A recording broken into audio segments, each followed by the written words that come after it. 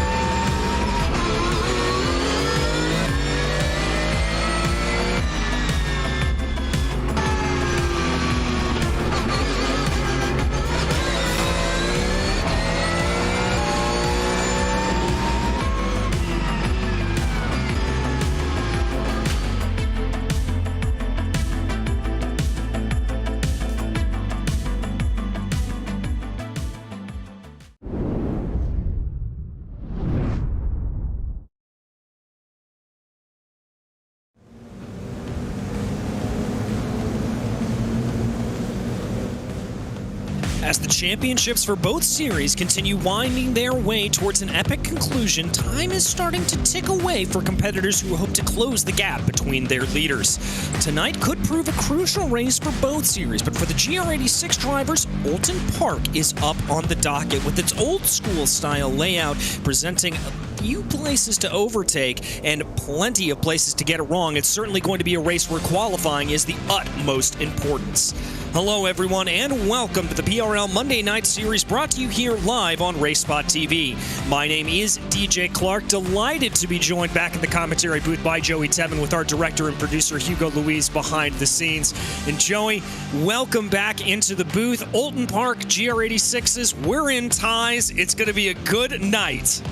I'm showing it off. I gotta go back and forth here. I gotta sway like a sway bar, but this is very relevant because I do have a tie on. It's very tight. It is choking me, and Oulton Park is very tight. We're running the layout with the two chicanes at Britain's and Hislops. They're one car wide. There's tire walls that are waiting to just bite you and kill you and eat a GR86. You gotta make sure you don't choke. Like this tie is choking me. I'm running out of breath.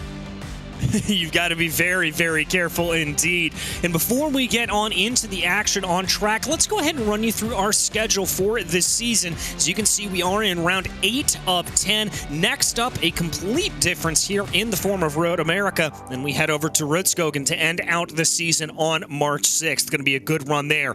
We also want to go ahead and run you through our championships here. As we mentioned, leading the way in the Drivers' Championship, it is Mariano Barrios with Justin Ataconis only 6 points behind. A good point of note here tonight, though, Ataconis is on the top of the charts in practice. Kevin Sandiego looked like he was going to be an early hopeful in that championship, but just hasn't quite been able to close down nearly as much as he would like. Patrick PRL is going to be in P4, followed by Jonathan Dam in P5, who finds himself in a close battle with Andrew Sharp. Gerard Farewell not too far back from him, but Rob Campbell, Aaron Law, and Michael Chase all locked into a pretty fierce battle there for 8th place. We also have a team's championship we want to run you through, and there it is, an absolute breakaway at the top of the field with Dark Horse Esports leading the way over YS Motorsports. Red Tip Factory Racing Team finds themselves in third, all of them pretty spaced out across the field. Then it's Walking Pace Racing in a very, very tight battle with URF Motorsports. Then it's Unlimited Slipback in 6th. Crikey Esports in a good battle with Precision Racing Esports. And then Moonlight Speed, Lunatic Racing, and RSH Motorsports to round out the rest of the field. And that's going to go ahead and get you here into the action. But before we even get into that, we'd like to thank our sponsors here tonight, namely VCO, the virtual competition organization, without which none of the PRL PRL racing action would be possible. So a massive thank you there to them. We'd also like to thank Advanced Sim Racing.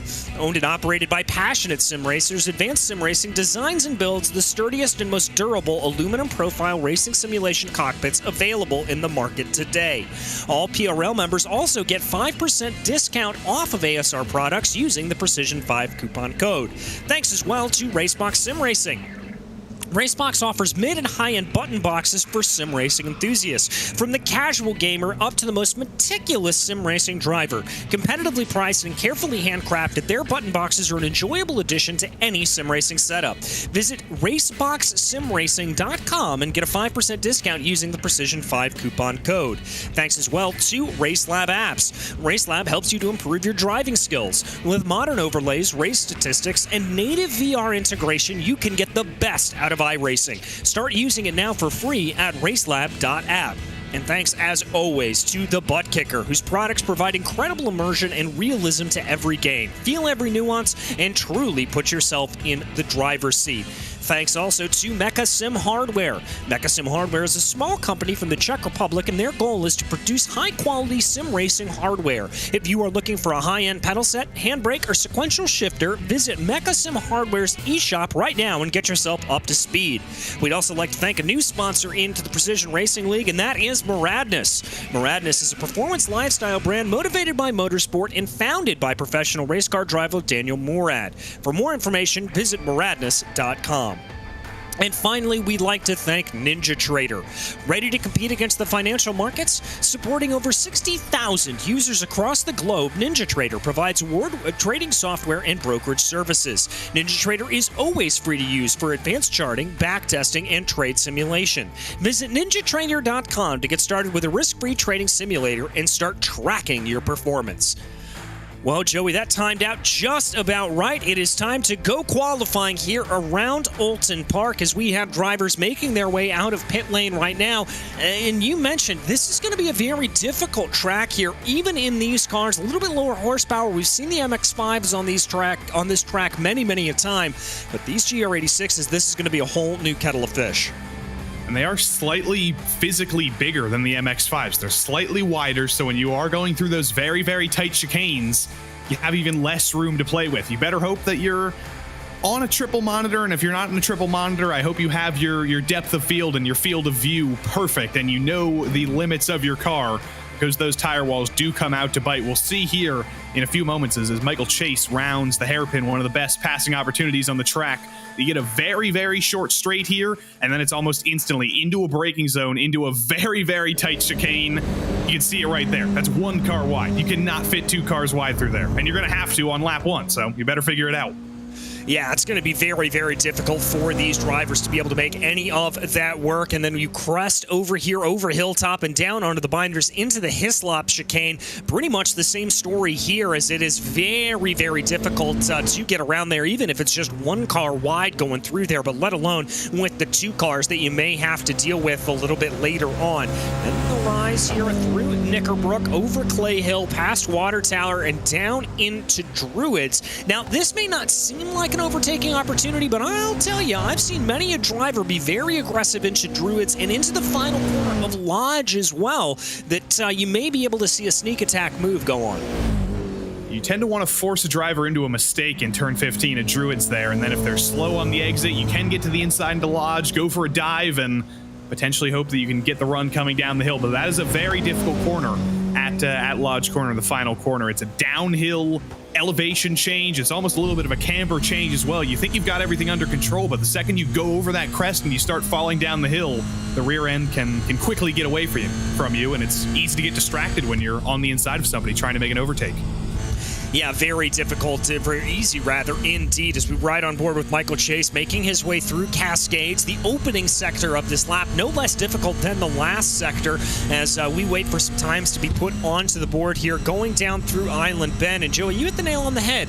Coming down here into Shell Oils, especially on the opening lap, this is going to be one of the areas that I think we can see some good overtaking, and you see Chase there doing exactly what I would recommend, is actually using those rumble strips down to the inside to sort of unsettle the car a little bit and get the car to rotate a little bit more through the hairpin.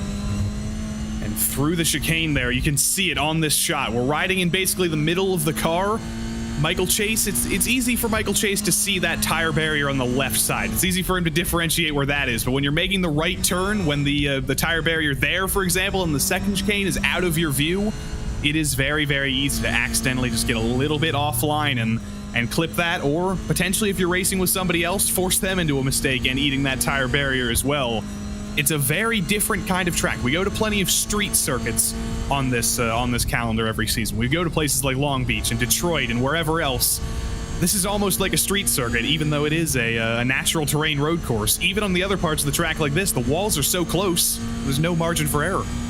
Yeah, it's a very, very good point. Very much the definition of an old school circuit and still operating in a great place in the United Kingdom to go see racing, from what I have been told. As we watch here, Michael Chase coming to the line right now. He's going to cross over with a 1:51.652. That is the early mark to beat. It is immediately beaten by Marlon McMullen, who's going to jump up with a 1:56.71. Michael Lordy now going to slot into third place. Now fourth place is Kwok Nin's able to put in a very good time to come up to third. And Mariano Barrios very close there with Marlon McMullen. That is no surprise to see the two of them separated by mere hundredths of a second. And there goes Ataconis up to third as well. So the big three, it is only the big three, unfortunately, because the fourth member, Kevin Sandiego, is not in the field tonight. It made me very sad. I was looking at the practice timesheets and I was going, where in the world is Kevin Sandiego? I was so sad, but he's not here. He's going to have to use this as his drop week, which you do get one. So this is going to have to be his drop week, and he's going to have to hope that there's some big troubles for Barrios and Ataconis, because their drop weeks are 20, 30-point weeks. Kevin Sandiego's drop week is going to be a 0-point week. Yeah, he'll not be able to regain those points, as it were, and that'll be a little bit of a problem for him. Oh, Austin Bartlett Chase doing a little bit of off-tracking there, coming through the Britain's chicane. That's certainly going to be an invalidated lap there for him. Just to run you through the top five that are on the board right now, it is McMullen, Barrios, Ataconis, Dam, and then Campbell. Kwok Nin has been shuffled back down into sixth place. Some very, very narrow margins up at the front of the field. Barrios and McMullen separated by 78 thousandths of a second. Ataconis and Jonathan Dam separated by 21 thousandths of a second. Rob Campbell and Kwok Nin separated by 7 thousandths of a second. So we're talking about some pretty infinitesimal margins here for some of these drivers. It's going to be a close race, I think. This place is all about finding the groove, especially in those high-speed corners, but especially in the single-groove chicanes. So when you found the groove at this track, when you found where you can find the speed, the lap times do tend to be pretty similar at the top of the top. But when you don't have this place figured out, when you are a little bit all over the place, like we've seen Austin Bartlett Chase being for the past couple of miles, that's where the loss of time comes. Austin Bartlett Chase all the way at the bottom of the board. That's not where we're used to seeing him. He needs to get under control, and he needs to do it quickly because he only has 2 more laps. 2 more laps in about 4 minutes here, and with lap times at about 1 minute and 50 seconds, he has got to get a move on. Kwok Nin here in the number 86 machine, powering his way through. A good qualifying effort here from him, up in 6th place. We're normally used to seeing that 86 around the 10th place or so, so a very, very good run here for him as he continues to try to power his way along. Looking here at some other times to see if anybody is on a particularly quick one. It does look like Mariano Barrios may be able to pull a good time here out of the hat. He was quick through Sector 3 on the last lap as he now flies his way around. We continue to keep our eye on Nin. Good lines there going through Hislops and now, or excuse me, going through Britain's and now up and over Hilltop. I'm just desperately trying to think of a nickname for Kwok Nin. He's been in the PRL for so many seasons, and I've overlooked giving him a nickname. There's so much opportunity. You can't rock the Kwok. You can't stop the Kwok. Something's going on there. I don't know what it is, but if he goes to pole, we gotta have something. We gotta have something ready because he's going to Kwok the field if he does get up on pole. Yeah, he certainly will, and we'll have to see if he's able to do that. Looking here at his times, I am seeing a couple of green sector times for the number 86, so could be a good run for Nin as he now comes through the last couple of corners here, rising up and over Druids, now on the run into Lodge Corner. Let's see if he's able to get a good run here down into the line. Good braking zone, late apex. That's exactly how you want to take it, and then here's that compression that you talked about a little bit earlier, Joey, as he comes up and over Deer Leap right now. Let's see if that's going to be an improvement for Nin. It doesn't look like it. 151.901. I will tell you who has improved. That's Gerard Farewell and Michael Lordy, who have jumped up into 5th and 6th place, respectively. Jonathan Dam, he's going to be saying his last name in the cockpit because he had a great lap going there. Just gets a little bit wide in the exit of Lodge and throws that lap away with an off track. That's, again, so easy to do. You think you can take more speed than you can there over that blind corner, and suddenly you're greeted with grass. You're greeted with going off the track because you didn't quite take advantage of the... or you didn't quite take into consideration the angle of the corner there. It's more than 90 degrees. It's tighter than you think. Take a look at Mariano Barrios here. I believe on his final lap, desperately looking for an extra 10th to get up to Marlon McMullen. Like DJ said in the intro, track position is very, very important at this place. You can save fuel if you're the second car behind in the train, and that's what Mariano Barrios has been good at doing at tracks like Oschersleben and Tsukuba in the past, where passing has been difficult. But he still wants to be on pole. He still wants to find that extra 10th. It's looked perfectly clean, but Marlon McMullen did an absolutely insane lap to be the only driver in the 150.6s. Mariano Barrios has about half a lap to try and match that. Yeah, and he's going to try to do it here again. Quickest overall through Sector 2, looking at the micro sectors there for Barrios, so he could have a little bit of a good time here as he climbs his way up and over the hill right now. That's Clay Hill past Water Tower and now into Druids as he gets on the binders there. And as I was talking about with Arjuna last week, I really do, one of the things I'm coming to love about these cars the most is the way that you can actually see the pitch and roll of the car. They are very, very compliant when it comes to that suspension. You can really see it kind of roll its way forward when they get onto the binders, and it makes describing braking a lot easier. Marlon McMullen goes a little bit faster there. He's going to go up to a 156.29. Barrios doesn't think he's got it. He's going to come down into pit lane. Ataconis and Dam are both in the pits as well. Gerard Farewell not able to improve. And as we wind down here, I think that is going to be pole position yet again for Marlon McMullen. Good on ya, Marlon, representing Australia. He was commenting earlier that he hopes his ping doesn't ping him into one of the tire barriers. He doesn't have to worry about that. He's on pole. He can just take it easy on lap 1, somewhat. He certainly can. And let's go ahead and run you through our starting grid here today. It is Marlon McMullen lining up in pole position. Mariano Barrios to his outside. In row 2, it'll be Justin Ataconis and Jonathan Dam, followed by Gerard Farewell and Michael Lordy. Then it's going to be clocked in with a great qualifying performance to come home in 7th. Then Rob Campbell with Patrick Farrell and Michael Chase in P10. Richard Swindells will line up 11th with Andrew Sharp for YS Motorsports, flanking him to the outside. Then it's Nathan Miller and Brian Sebring. Then it's Austin Bartlett Chase, flanked by Kevin Berquist, with Aaron Law and Matthew Wagonar lining up behind them. P19 will be Baron Glover with Derek Putnam to his outside. Kelly Greeno lines up in 21st with Ian Cabana for company in 22nd. Andrew Venaro will line up 23rd with Josh Kimball to his outside, and Malcolm Foster will bring up the back of the field here in 25th. A short parade lap around here, Joey. Only 82 degrees Fahrenheit out on track. Probably going to need a couple of corners to get those tires up to temperature, and I think drivers have to be very, very careful here going through Old Hall and down into Cascades. And it is very funny talking about the temperatures, as frequently happens in these double headers. Last night on the PRL NASCAR Cup Series broadcast, I was with Britain's own Ewan O'Leary and Mike Yao producing. If they saw 82 degrees, they would be like, oh my god, that's the hottest temperature we've ever seen. We're going to die. This is a heat wave. And then we go to Sebring in the next race, and 82 degrees Fahrenheit would be cool. It would be a very, very nice and moderate track temperature. But in the UK, 82 degree track temps is still hotter than these drivers would expect, and still going to be plenty hot to get that rubber melted just a little bit, especially in the fast corners, and definitely make you worry about preserving those rear tires as always.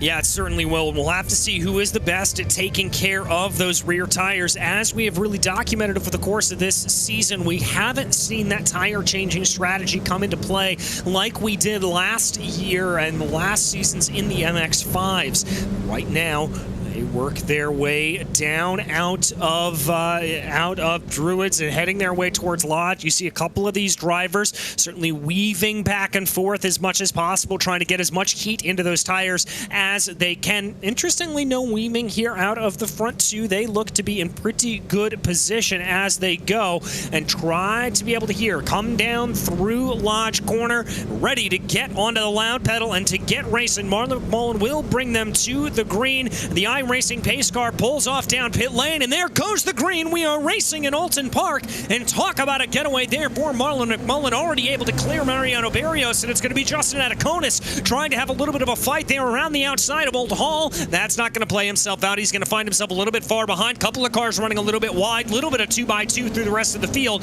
but it looks like everybody's through turn one nice and easy. Yeah, you've got a few corners here to sort out any 2x2 action, to sort out the opening laps, because you certainly don't want to be running side by side once we get to the chicanes over at Britain's after the hairpin at Shell Oil's corner. You need to have things sorted out, but every driver wants positions when they can get them. Andrew Sharp is going to peek to the inside of Patrick Farrell here into Island Bend. He's got it before the corner's even over. Very nicely done there from Andrew Sharp. You saw that little bit of an internet blink there. That had to have scared a couple of drivers for a moment. Relatively single file back down through the pack. A couple of drivers opting to go 2x2 farther back down. You can see there Aaron Law as he works his way along. That's going to be Kelly Greenhoe a little bit farther back. We take a look back up at the front of the field right now as it looks like McMullen is starting to break away. Ataconis here on the attack, coming up and over Hilltop, going down into Hislops. Is he going to try to outbreak him and go too wide down into the corner? It doesn't look like he's going to be able to get that to go, but he's got to watch out as he's got a very hungry Jonathan Dam behind him as well. That was dicey stuff through the second chicane there, but even that little bit of fighting, that's allowed Marlon McMullen to pull a 1.5 second gap instantly. A little bit further back, we've got pack racing deeper in the field as everybody's been a little bit antsy and there've been a few mistakes coming out of the chicanes. But here comes Michael Lortie around the outside. He just barely keeps it off the grass. Barely keeps it off the grass there, and they're going to continue to go side by side here as they try to get onto the binders going down into Druids. We talked about this, that's down into Lodge. It looks like there that 994 finally being able to get past there. That's going to be Gerard Farewell able to get the move done. A little bit of movement farther there behind. I think that may have been Andrew Sharp poking his nose this way and that, trying to see if he can force a little bit of an error as they work their way into Old Hall right now. They're in single file order, and they're coming on the attack. They've all gone train mode. They've been very respectful, and two drivers who need to be very respectful are up here at the front, Barrios and Ataconis.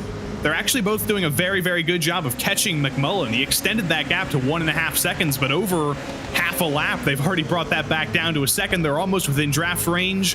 They just have to make sure they're not fighting until Mariano Barrios can catch Marlon McMullen, which, if this pace in the last half a lap is anything to go by, will be very, very soon.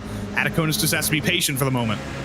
Yeah, he's just got to be patient, not show his hands too early as they come down into the chicane there for Britons, keeping it nice and orderly. It did look like that Ataconis was able to gain maybe a half a tenth there. He's going to press his advantage once again. This is the second time we've seen him be very, very strong coming up and over Hilltop. He's not going to go for a move. Going to try to go for a little bit of a later apex there down into the corner, as that was a little bit of a run wide from the 17 of Barrios, and that could present a little bit of an opportunity here for Justin Ataconis. The problem with those chicanes is you need to have the rhythm absolutely perfect. If you're a second or if you're a millisecond late on turn in, if you get one little thing wrong, you're completely out of the rhythm and you're losing 2, 3, 4 tenths as you flail around until the chicane finally ends. That's exactly what happened to Barrios in the first chicane. He lost all that time to McMullen. He was able to stick with him through the second chicane, so he didn't lose anything, or he didn't lose everything. But that's what you need to do. You need to stick with the rhythm at this track, because one mistake, you're paid very, very heavily for it. Yeah, you most certainly are. And speaking of that, Barrios has actually been able to bring the gap down just a little bit as he sets the fastest lap of the race with a 1:53.99 last time out. So clearly going along there. We're going to flick our way a little bit farther back down in the field right now. That's the 111 machine of Rob Campbell trying to close down on Michael Lortie up ahead of him. Ooh, a little bit of a defensive move there. That's an offensive move, excuse me, trying to go down to the inside of the 994 of Michael Lortie. There they go. That's Rob Campbell trying to make some moves here. Oh, we're going to be Noah's Ark as they work their way down into Island Bend. Kwok Nin thought about 3 wide. He thought about it for about a millisecond, because you learn very quickly at Alton Park that this place is not 3 cars wide. He had to back out of that. Michael Lortie on the inside, though, he's going to win out in that battle. Campbell's got some momentum on the outside. It's not going to be enough, though, because Kwok Nin has a run, has to back out of it, though. He knows, again, you can't run side by side through these chicanes. You might be able to on the final lap if you really want to force it, but there's no use doing it with 30 minutes left to go in the race. He knows that. He backs out of it, but here comes Rob Campbell to try it on Lortie, and he backs out of it too. Oh, does he back out of it, though? He looked to the outside, looked to the inside, tried to absolutely chuck that car down into the corner, trying to force a little bit of a mistake there out of Lord T. Not able to do it. Now he almost gives him a bump draft coming out of Knickerbrook. Here they go, and looking in behind them, that is going to be Kwok Nin trying to be able to get a little bit of a maneuver. This is going to be a stack up. This has got disaster written all over it in about 12 different languages. Here as they come down into Druid, somehow they keep themselves out of problems. Andrew Sharp now on the attack, trying to get around Kwok Nin. It's like a British Navy blockade up front. They're blocking up the entire track. Rob Campbell has finally managed to break it up, though. He's gotten to the inside of Lord T through the final corner. Michael's going to try and hang it around the outside. There was a little bit of contact. He's going to have to back out of that eventually, but he does have the run. He's found just one GR86 shaped gap to the outside of Campbell, and somehow he's managed to hang on around the outside. But around the outside in turn one is exceptionally difficult. He uses a little bit of that Motorsport Vision concrete sod on the outside to his advantage, though, and he's still hanging on side by side. He's still hanging on as they come through Denton's, now through Cascades. It's going to be advantage back over here to the 994 of Lord T for the next couple of corners at least. I am amazed they have been able to keep this side by side for this long. They now make the run here into Island Bend. Lord T to the inside, Campbell to the outside. Lord T's going to have a little bit of an advantage. I think he may have just been able to position himself out in front, and indeed he does. That is impressive stuff from the 994, but we're still side by side farther back of the pack as that's Andrew Sharp and Kwok Nin going at it. Patrick Farrell sits behind, so that means Kwok Nin can't really back out of this. We're finally going to see it side by side through the chicane. They did manage to figure it out, but only with Andrew Sharp backing the heck out of it and letting Kwok Nin get away with that. He knew that was going to be some dicey stuff. And Richard Swindell says, you know what, we saw that ahead, let's try that again. Just kidding, no he doesn't. He does back out behind Nathan Miller. He's gonna let him go single file once more. And there's Andrew Sharp getting out of the rhythm through Hislops.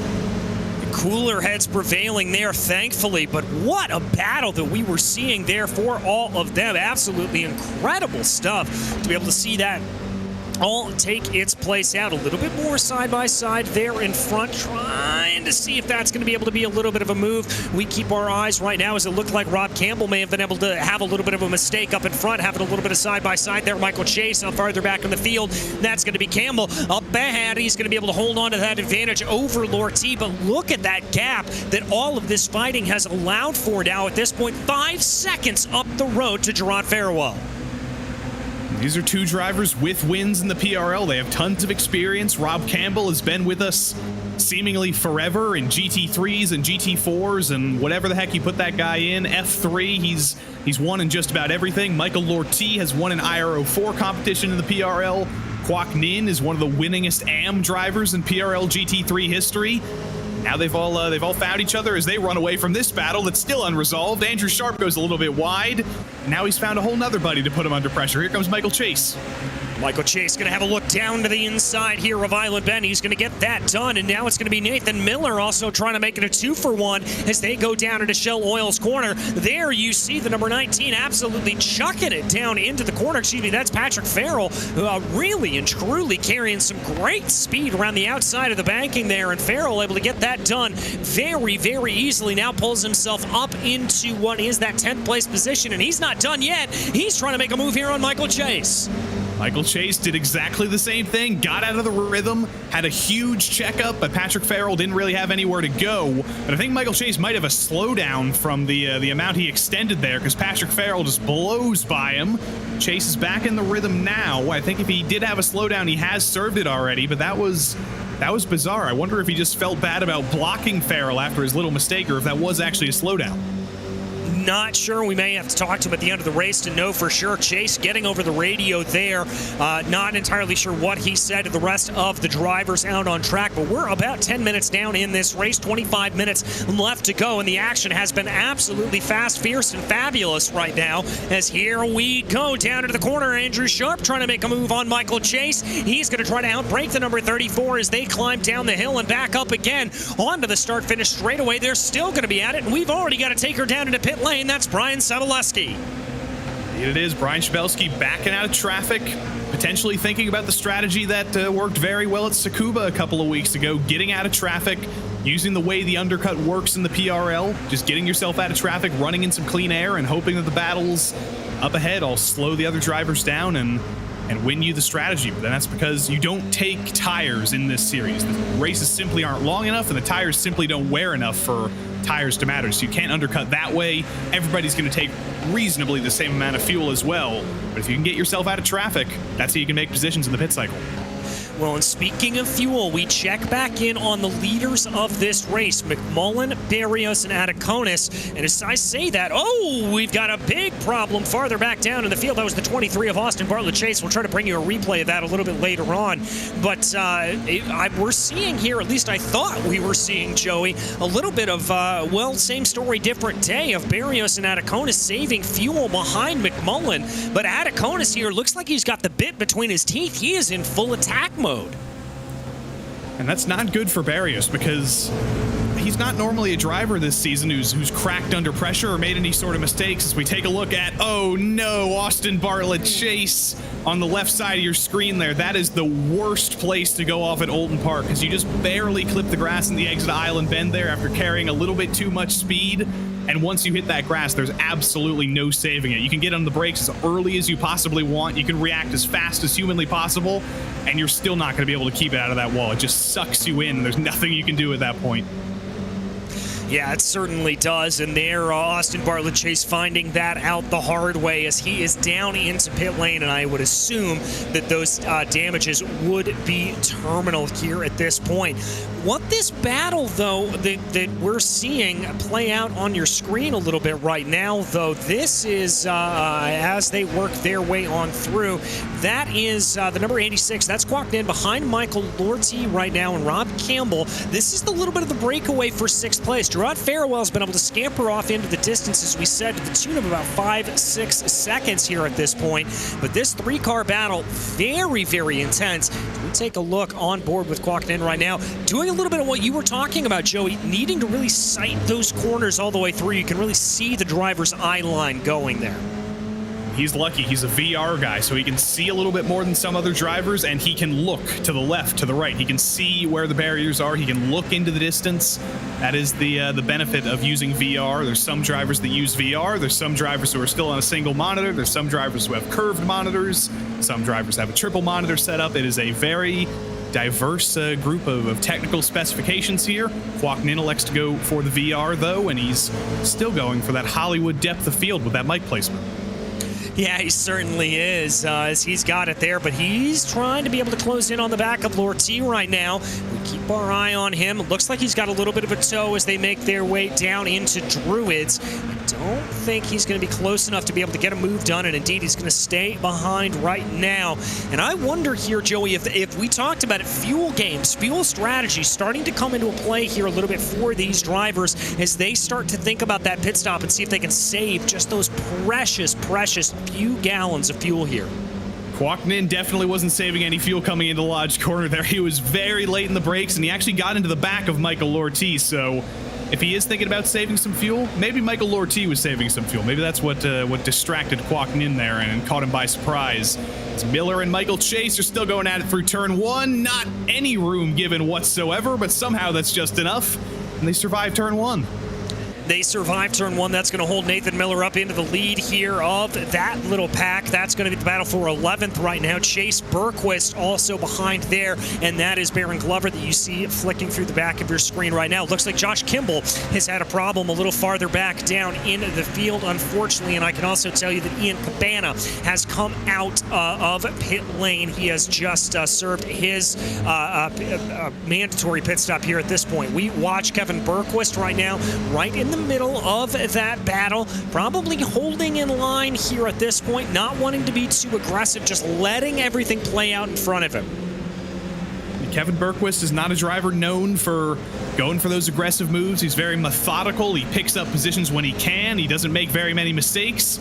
Unfortunately, there was just a little bit of a mistake right as I say that in the exit of the chicane, and that allows Baron Glover to drive right by with that splatter on the nose of the car. Just drives by Kevin Bergquist like he wasn't even there. Again, I'm going to keep repeating it throughout the night. Those chicanes are pesky. They're impossible. It's like autocross. They're the most frustrating corners in the world. You still got to deal with them. You still got to nail them. You do indeed, and thankfully the majority of the drivers here tonight have been able to nail them, have been able to hit those apexes absolutely perfectly, and so that's going to be a good room and a good run for them. By the way, Justin Ataconis just set the fastest lap of the race with a 1:53.94, so he's certainly holding a little bit into his tank. We're going to check back in on Nathan Miller right now. Michael Chase losing a little bit of ground behind him. Miller trying to push himself up the road. He's got about 3.5 seconds to try to gain up to Andrew Sharp, but I think he's going to be looking at his rear view mirrors a little bit more than he's looking forward. We talk a lot in this series about how we talk a lot in the PRL in general about how the skill level has risen across every single series, about how all of these fields are the best they've ever been. That's not just because we have new drivers like McMullen and Barrios and Ataconis joining the field. It's because the drivers who are already in the field are improving even more and continuing to raise the level of the series. You can see it in the head of this train, Nathan Miller and Michael Chase. Michael Chase is a driver who, if I'm remembering my statistics correctly, has won a race. No, he hasn't won a race in this series, but he's been on pole. He's had plenty of podiums. He's fought for wins. Nathan Miller was never a driver who was fighting for wins in the MX5 series in the past. He was always around, but he was never really fighting for those wins. But look at this in the GR86 series. Nathan Miller's improved to the point where he's currently battling with Michael Chase and currently beating Michael Chase. Yeah, doing a great job, although it looks like Chase here are going to try to have a little bit of a fight back going down over Hilltop and into Hislops. It looks like Chase is going to be able to get that position, so a good move there for him. That's going to get him up into 11th place, as Miller, though, is certainly going to have something else to say about it as they continue to go their way around. Derek Putnam looks like he's had a little bit of a problem farther back down in the field. As, up at the front right now, Mariano Barrios has made an error. Justin Ataconis able to seize on it. This was coming out of Lodge Corner, and Ataconis crucially up into second ahead of his championship rival. There's two possibilities that could have happened there. It could have been a mistake from Barrios outbraking himself. Well, we're going to get the answer right here before we can even get to option number 2. Here it comes, and there it is. That's a weird place to lose it. That was before he even started turning in. He just got a little bit too late in the brakes, took a little bit too much speed in, had a little bit of a wiggle. It was a good save, though. He managed to save it. It's very easy to lose it again as you go over the crest and fall down the hill. That's going to be some even more hurt confidence for Mariano Barrios, who is definitely feeling the pressure from his championship rival. Yeah, he certainly is. And that quick shot you just saw there was drivers coming down into pit lane here at this point. Rob Campbell, Kelly Greenhoe, and Andrew Venaro all opting to make their pit stops here at this point. And so I've got to think here we are in the midst of that pit stop cycle. But for these leaders, we're probably going to see them do what we've expected them to do over the course of this season, which is stay out as long as possible, try to see what they're able to do, and push as long as they can. We continue to keep our eyes focused on this battle. McMullen continuing to lead, but now that Ataconis has been able to close that gap down and get on by Mariano Barrios, he may start to pull in a little bit on the back of McMullen. We haven't seen McMullen get a lot of pressure over the course of the day, but now that may change. Ataconis needs to take these little bits away from the championship lead. They're separated by 6 points right now, Barrios and Ataconis. If Ataconis takes 1 point off here, it comes down just a little bit. If he can win the race, it comes down even more because of the bonus points he would get for leading laps and the like. If that is still the case on the road course side, they've changed all sorts of the rules about the bonus points on the road course side. So I don't know if he would get that extra point, but a win all the same is what you really need to do right now if you want to fight for this championship. We're in crunch time. There's going to be 2 weeks to go after today. You don't want to go into that championship finale with anything less than a lead. No, you certainly don't. And the other crucial thing here for Ataconis is he actually does have the fastest lap of the race, which I believe is a bonus point as well, with a 150.39. Now, that has not even been come close to by Mariano Barrios or Marlon McMullen.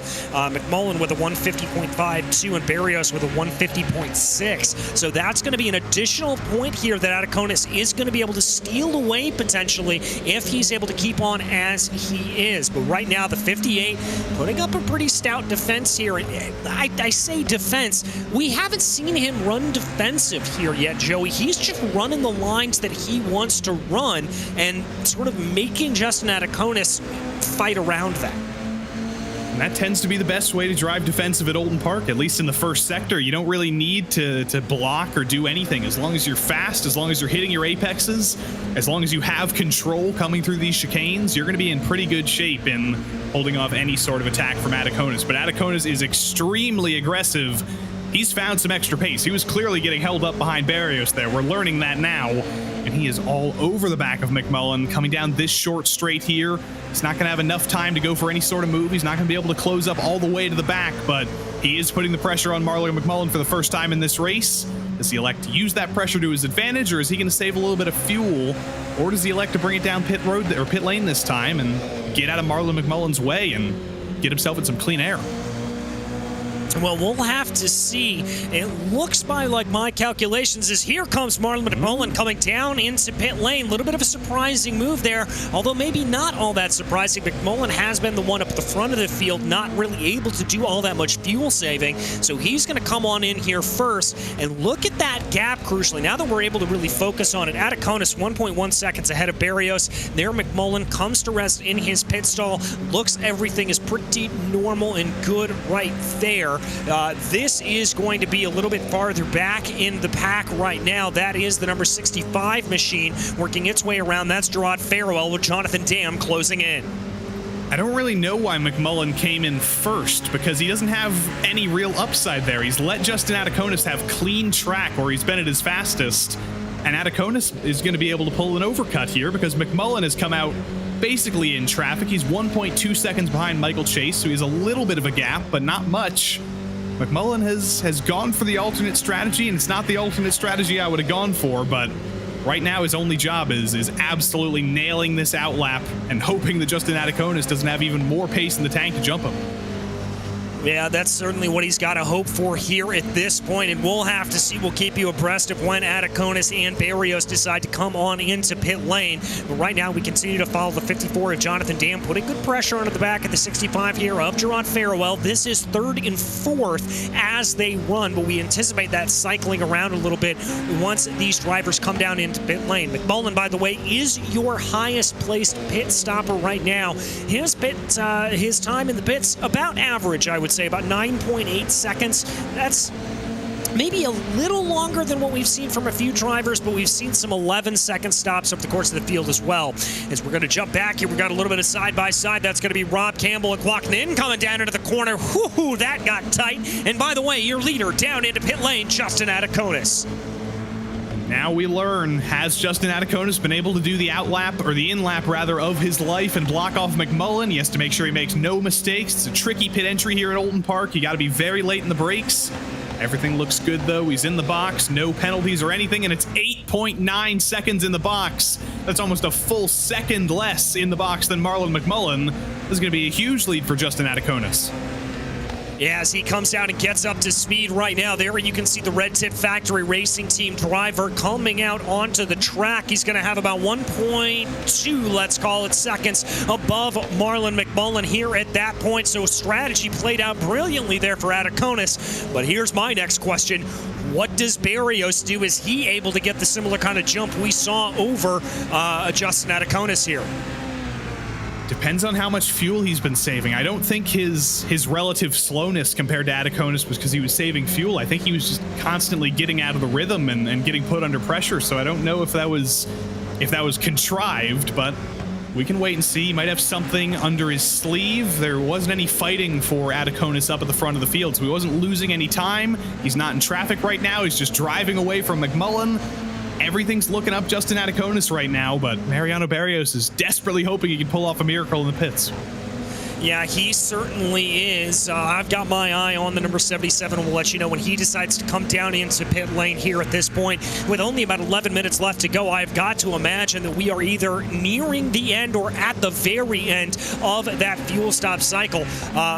Barrios having a little bit of a problem, similar to what we saw him do coming through Lodge Corner. Barrios is in pit lane, so that means your leader is now going to come into the pits, and now it's going to be a battle of the virtual pit crews to see what they decide to do. Farewell and Jonathan Dam both going to come in as well. I think, Joey, this is the absolute end of the pit stop cycle.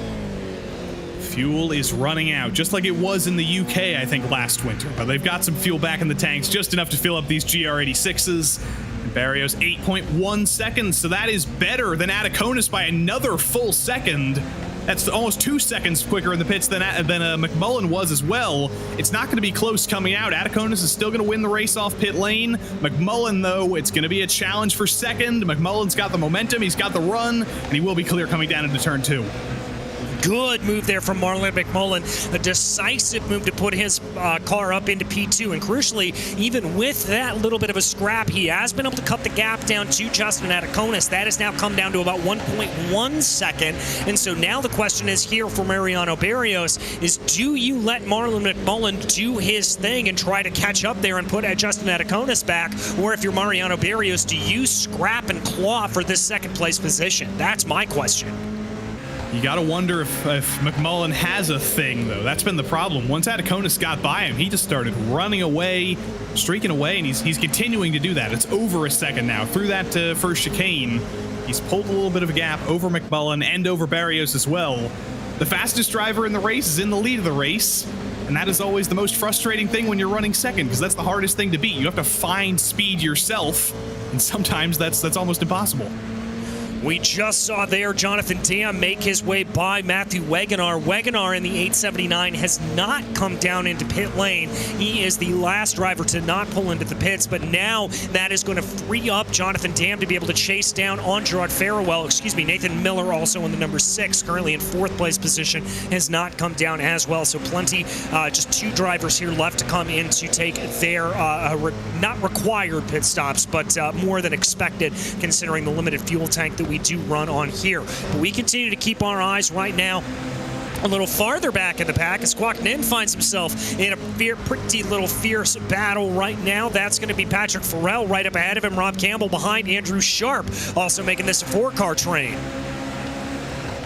Kwok Nin is always a very exciting driver to watch. In this series, especially. In the GT3 series, he's never that aggressive. I don't remember seeing Kwok Nin especially being that aggressive in GT3s. He just kind of minds his own business, picks up positions when he can.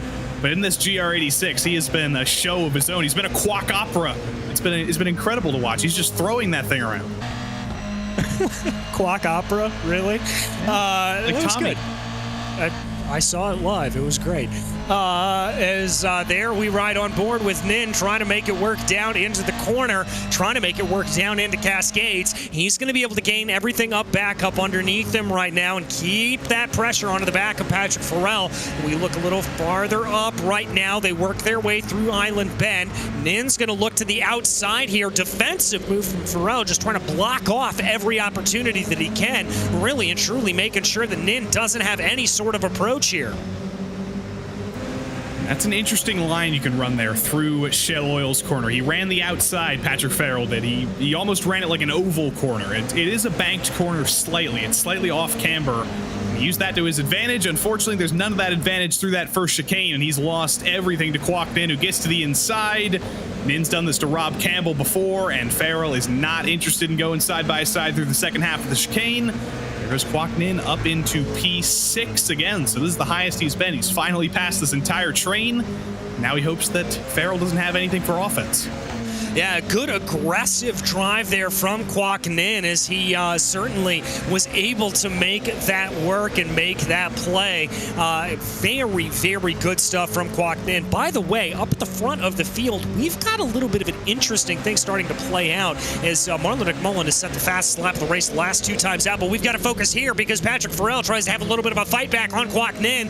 Nin is going to be forced wide. That's going to open up the door here to Andrew Sharp, potentially Rob Campbell as well. Nin trying to prevent himself from getting swallowed up here as they cross over the start-finish line. How is he going to respond to this? There you can see him looking at his rear-view mirrors, trying to make sure he's not going to do anything to cause an accident. Tries to hold it around the outside there of Patrick Farrell, and he's indeed going to get a nose ahead. It is remarkable when a driver manages to go around the outside in turn 1, but Kwok Nin has figured it out. That gives you the inside into turn 2. And one mistake looked like it was about to lose him 3 positions, and somehow he managed to lose none in the whole process of that. That was a very good recovery from Kwok Nin, and now I'm not going to jinx him this time by saying he's going to run away. I'm just going to let him do that on his own. There you go. A little bit of a look from behind there from Andrew Sharp. Patrick Farrell is going to be able to hold that line down to the inside. He's going to put Sharp down back into 9th place. Right now, Rob Campbell holding on to 7th. He's going to be the next one to try to make an assault here on Kwok Ninh. As there we watch the number 19 streak by your camera. Patrick Farrell doing a good job to try to keep the pressure up behind Rob Campbell. As now he's going to be the one to try to make a little bit of a move here going down into the Hislop chicane. He's going to have to do this around the outside. He's going to back out of it there. A smart decision, I think. DJ, you mentioned that battle up front, and you're exactly right. It's closed down again. I'm awestruck. I'm dumbstruck that this has happened. I 100% expected Justin Adakonis to run away with this. He was the fastest driver in the field. That's not him spinning. That's Ian Cabana going for a little bit of trouble. I think he clipped the grass on entry there. Yeah, I think he is, and he's got to wait a second there for Andrew Venaro and Derek Putnam to make their way on by him. As we take a look back on that very fierce battle, here comes a move from Patrick Farrell on Rob Campbell. This is going to be going down into Lodge Corner. Oh, that's going to be Farrell getting put off a little bit wide. Andrew Sharp says thank you very much, and he's now going to have a run at the position as he tries to push his way up ahead a little bit more, try to see what he is able to get. Is here they go. Sharp tries to be later on the binders going down into Old Hall. Looks like he's been able to pull that out for the moment, but I think that's going to be Farrell still able to keep up a little bit of an attack as they make the run into Cascades. Farrell to the inside this time. That's the great thing about this track. That's why it works so well for small cars like this. It's a constant switchback of suddenly you're on the inside, next corner you're on the outside, then you're on the inside again. It bodes very, very well for battles, but while everybody's been fighting, we've been so distracted by all these battles that the time has just disappeared. There's less than 4 minutes left to go in this race. There's 3 laps to go. It's absolutely flown by, and that's why we're seeing all this aggression. Yeah, we certainly are, and time flies when you're having a good time watching some good racing out on track. We continue to watch the number 19 right now, Patrick Farrell, trying to hold off any attack from Andrew Sharp. Sharp not looking like he's got the run there as they come out of Britton's and over Hilltop. Here is that lead battle that we talked about. Of course, just as we tune in there, Marlon McMullen getting a little bit off track. He's going to have a little bit of a poke to the inside here going down into the corner as they now work their way up and around. And again, running a little bit wide on the exit, but Marlon McMullen is absolutely putting the screws to the back here of Justin Adakonis. He wants this win. And he's never had one in the PRL. He's had plenty of wins in his own right in official series and whatever else, but in the PRL, in this GR86 series that he switched into halfway through this season, he has not got a win. He's had a pole, he's fought for wins, he's never got it done though. And the second you're given the opportunity to win your first race at Oulton Park, you absolutely want to take it, but hasn't been able to get close enough, hasn't been able to use the draft to his advantage because these straights are so short. He needs to hope that he can do what Justin Adakonis did to Mariano Barrios, though, and force him into a mistake, force him to get a little bit off rhythm through the tightest sections of the track, maybe run very, very close to the inside through the chicane like he did right there, and that's going to be his chance to get an opportunity. Yeah, he looked down to the inside, now tries to poke his nose to the outside as they flick their way through the Britton's chicane right now. Let's see if McMullen is able to get a little bit of a run here at this point. Oh, here he comes. He's going to have to do it the long way around. I don't know if we've seen a successful overtake done there, going the outside route through the corner. They're going to go too wide. They're going to bang doors. McMullen around, Adakonis around. Barrios sneaks on through. And that's what happens when you go side by side through the chicane. It finally happened. It finally comes to blows. And Mariano Barrios says, thank you very much. This is my Ryan Blaney moment. He has absolutely parted the seas in front of him, and he will now come to the line to get the white flag with a gap of a whopping 7 seconds over his title rival, Justin Adakonis. And on a day that it was looking like Barrios was going to see that championship lead potentially slip away, he has seen it now grow. As there you see the contact, Joey, as you said, too, just doesn't go into that corner. And Adakonis was so close to having that survived, but the front bumper of McMullen's car just barely clipped the back of the red tip number 318, and it tipped him around. When Mariano Barrios was riding behind them going side by side, he was definitely thinking in that moment, I really hope they come together. I really hope they crash. I really hope they take each other out. You never expect it to actually happen, though. No, you certainly don't, but there it did for Mariano Barrios. Again, a 6.8-second gap up at the front of the field. Ataconis and McMullen look like they're pretty much in an island unto themselves here at this point, so they don't have too much to worry about as they continue to work their way around. But this is ostensibly a victory lap here for the 77, and as we said, this is going to further solidify his standings in the points. He is going to be further ahead into the lead. He came in with a 6-7 point advantage. That should probably grow to double digits by the time this race is done. I can never do the points math in the PRL because they always throw together some kind of silly thing, and the drop points as well. We have to factor those in. But Mariano Barrios will extend his championship lead here against all odds. This will be his 5th win of the season. 5 wins out of 8 races. For a guy who wasn't even competitive for the wins in the opening round, we didn't even think about him to open the season at VIR.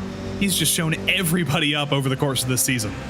Yeah, he really and truly has, as now he flicks his way through Druid's Corner. Really only a couple of more corners here to go for Mariano Barrios as he will bring the number 17 machine down into Lodge Corner for the final time, bringing it up through Deer Leap. An impressive run for the number 17 as Barrios takes yet another victory on the season.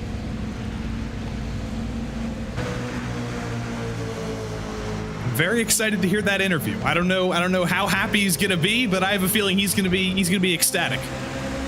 I think you're right as well. We've got a little bit of side-by-side farther back of the field. This is Rob Campbell and Kwok Nin going at it, going down into Lodge Corner. They're going to dip down the hill a little bit, running a little bit wide. There is Rob Campbell as they make the run to the line. Is that going to cost Campbell a position to Patrick Farrell? Yes, it is. That'll cost him 7th as Nin gets 6th.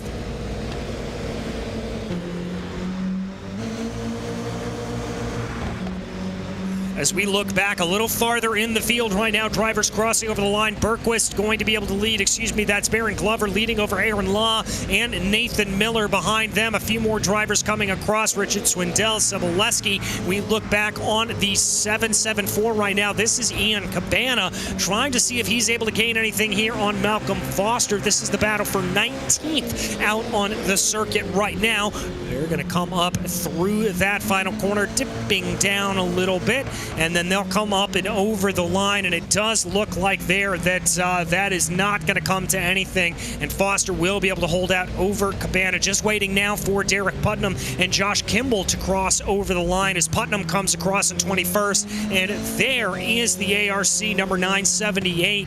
That is Josh Kimball as he will cross over the line to take a 22nd placed position here, and that will go ahead and lead us into our final finishing order. It was Mariano Barrios escaping any incident and being able to take victory here over 8 seconds over Marlon McMullen. Then Gerard Farewell rounds out your top 3 because it looks like here Justin Ataconis has had a penalty, I believe, that he has had to serve and did not.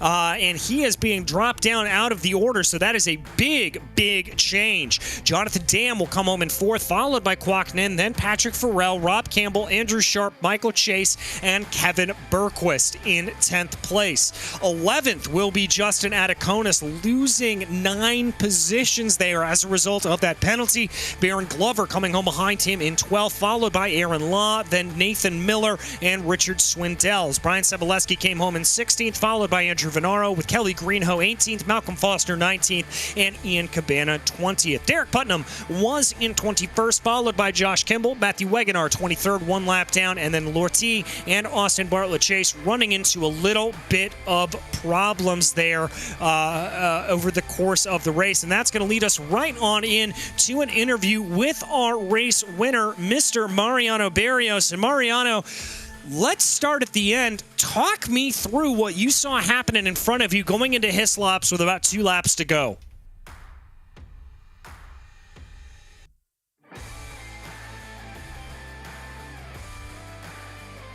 Mariano, you got a copy? He's speechless. He's absolutely speechless as we will talk to him a little bit later, potentially. Let's instead talk with Marlon McMullen, who finished in 3rd place. And Marlon, a little bit of a tough break for you out there. Contact going down into Hislops. Talk to me what was like behind the wheel.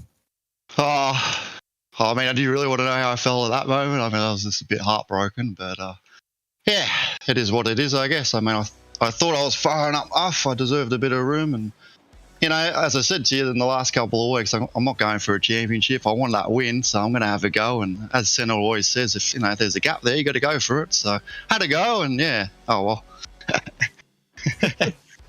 Well, glad to hear you're able to laugh a little bit about it, as I can only imagine the heartbreak that you had to go through on that. But let's focus a little bit on your pace here today.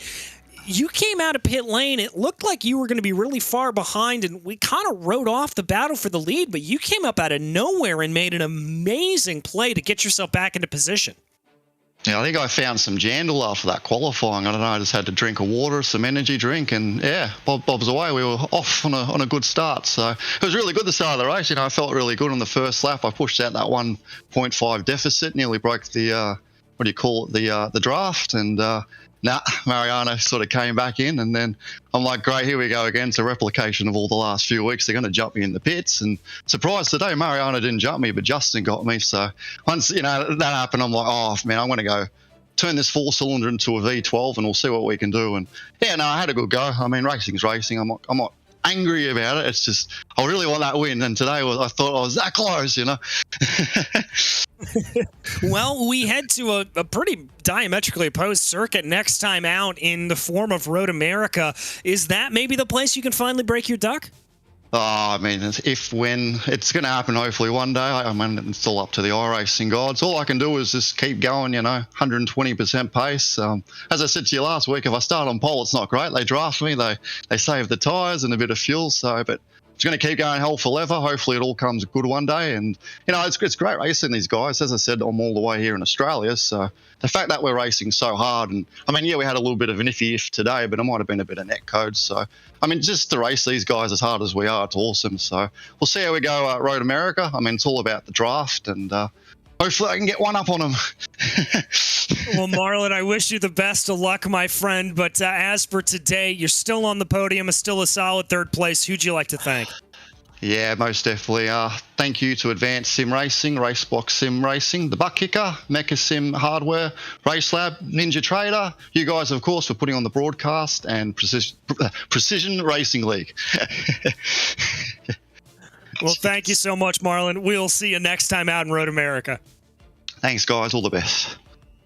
All right. That was your 3rd place finisher there, Marlon McMullen. And Joey, I believe you've been able to catch up with P6 here, Kwok Nin. Indeed, we have Kwok Nin. You were putting on a show out there. That was aggression like I've never seen from you. Something just clicked in you in Alton Park, didn't it? Yeah. Well, hold on. I'm sorry, guys. I don't know why this thing. Oh my god. Okay, sorry. Yeah. Dynamic camera work. I was, to be honest, I only had like an hour of practice, and I was getting really sleepy. But so I had to wake up, right? And I guess I drank some coffee, and it made me more aggressive on the track. That's all I can say. So maybe we have to do that in the next couple of weeks. And by the way, after the flag with that Justin Ataconis penalty, I think he may have reached the instant limit. You're up to P5, so it's a top 5 for you, and that's a solid result coming out of Alton Park with 2 weeks to go. Yes, sir. I was actually wondering why I got 5th place, and I thought it ended 6th, but hopefully he's pretty consistent. So hopefully in the next track he can not get those 13 incident points and get the top 5. How tough was that for you though? Because I know Alton Park, from my own personal experience, is very, very difficult with those off tracks. There's so many places that you want to abuse that you can't. What were you up to by the end? I was just focused on not hitting any of the cars around me, really. It was pretty challenging, but yet really fun, because going through those chicanes, like everyone was able to go right into a chicane without any problem. So I definitely, they definitely have my respect for that part. And you just really have to know how to handle the car and the weight of the car, the balance of the car, and how to control it. But it took me half the season to get used to it. So hopefully in the next 2 races, I can do the same. Well, it was very, very fun to watch from our end. Congrats on the top 5, and we'll see you next week. Yes, sir. See you guys next week. Thanks for the broadcast. Always a pleasure. Quacknin, top 5, and I'll tell you what, DJ, let's call up Mariano Barrios one more time. Let's see if he's here. Mariano, can you hear us this time? Yeah, I had some technical difficulties, but I got you guys now. All right. Well, let's start at the end of the race there. Talk to me what it was like being behind the wheel, watching those two come together and just sort of piecing your way through, coming through Hislops. Well, honestly, it's better to be lucky than to be good sometimes. So I didn't have confidence at this track at all throughout the race. You saw I made a mistake, lost a position. And towards the end, after the pit, I just said, I'm going to hang back here, hope for a mistake, and pick up some pieces. And that's exactly what happened. I saw Marlon go too wide, and I thought that's really tight. So I backed out of it and just tried my best to pick my way through without getting collected myself. Well, you certainly made it work, and you were the latest driver to come down into pit lane. Was, as you said, you weren't necessarily feeling as comfortable. Was it really the strategy to just try to sip that fuel as much as possible and continue to do what we've seen you to do this whole year, frankly? Yeah, that was the plan. I hoped that I could undercut them in the pit, and I did have another lap of margin as well before that I could have gone longer, but I just didn't have any confidence out there, so I thought, let me just get in the box. My in lap was really bad, and just let me get in the box, get behind these guys, and hope for something to come my way. Well, in terms of getting some of that confidence back, we head to a very familiar circuit in the form of Road America next time out. Can we see you maybe be on the top step of the podium once again? I'll try my best. Road America, there's going to be a lot of drafting, especially in this car. A lot of fuel saving, I'd imagine, too, so maybe starting on pole won't be the best strategy, but I'm going to do my best to get the win again. Well, I wish you all the luck in the world, my friend, but you know the deal. Who makes this possible? Who do you want to thank? I got to thank the Precision Racing League for putting on a good race again. You guys for in the booth for always commenting and putting on a good show. And my wife, who's watching the race, she came in all surprised after the race, and I was just as surprised as her to see what happened. Well, I love to hear that, Mariano. Thank you so much, and congratulations once again. Have a good night. You too. And that was Mariano Barrios, your victor here tonight. And that is going to wrap up our coverage for the GR86 series. As we said, next time out, February 27th at 8:30 p.m. Eastern Time, we head to the National Park of Speed in the form of Road America. You are not going to want to miss that, but worry not, folks, because we're not done with the racing action here tonight as we go to America's arguably other premier road racing venue in the form of Sebring for the GT4 Fixed Series. It is time to let these cars loose around the very, very bumpy Sebring Speedway. And Joey, this place is always a favorite of mine. Letting GT4s loose at this track, oh, it's just a match made in heaven. We've had so many good races in GT4 machinery at Sebring, both in real life and in the PRL here in this GT4 series. And it can only get better from here. There's 2 more tracks to go to the end of the season. It's not a Road America doubleheader next week like it was last season. Road America will be the season finale, but the Nürburgring GP Strecke, that's always another very, very good track for this machinery. That's the benefit of GT4s. We can run them in the United States, we can run them in Europe, you can run them in Asia. There's all sorts of tracks in the world that just work perfectly for this class. Indeed, they do. And with the schedule out of the way, let's go ahead and remind you about the championship standings here. John Bodefer leads the way up at the top of the charts with a pretty healthy margin here of about 12 points over Justin Ream.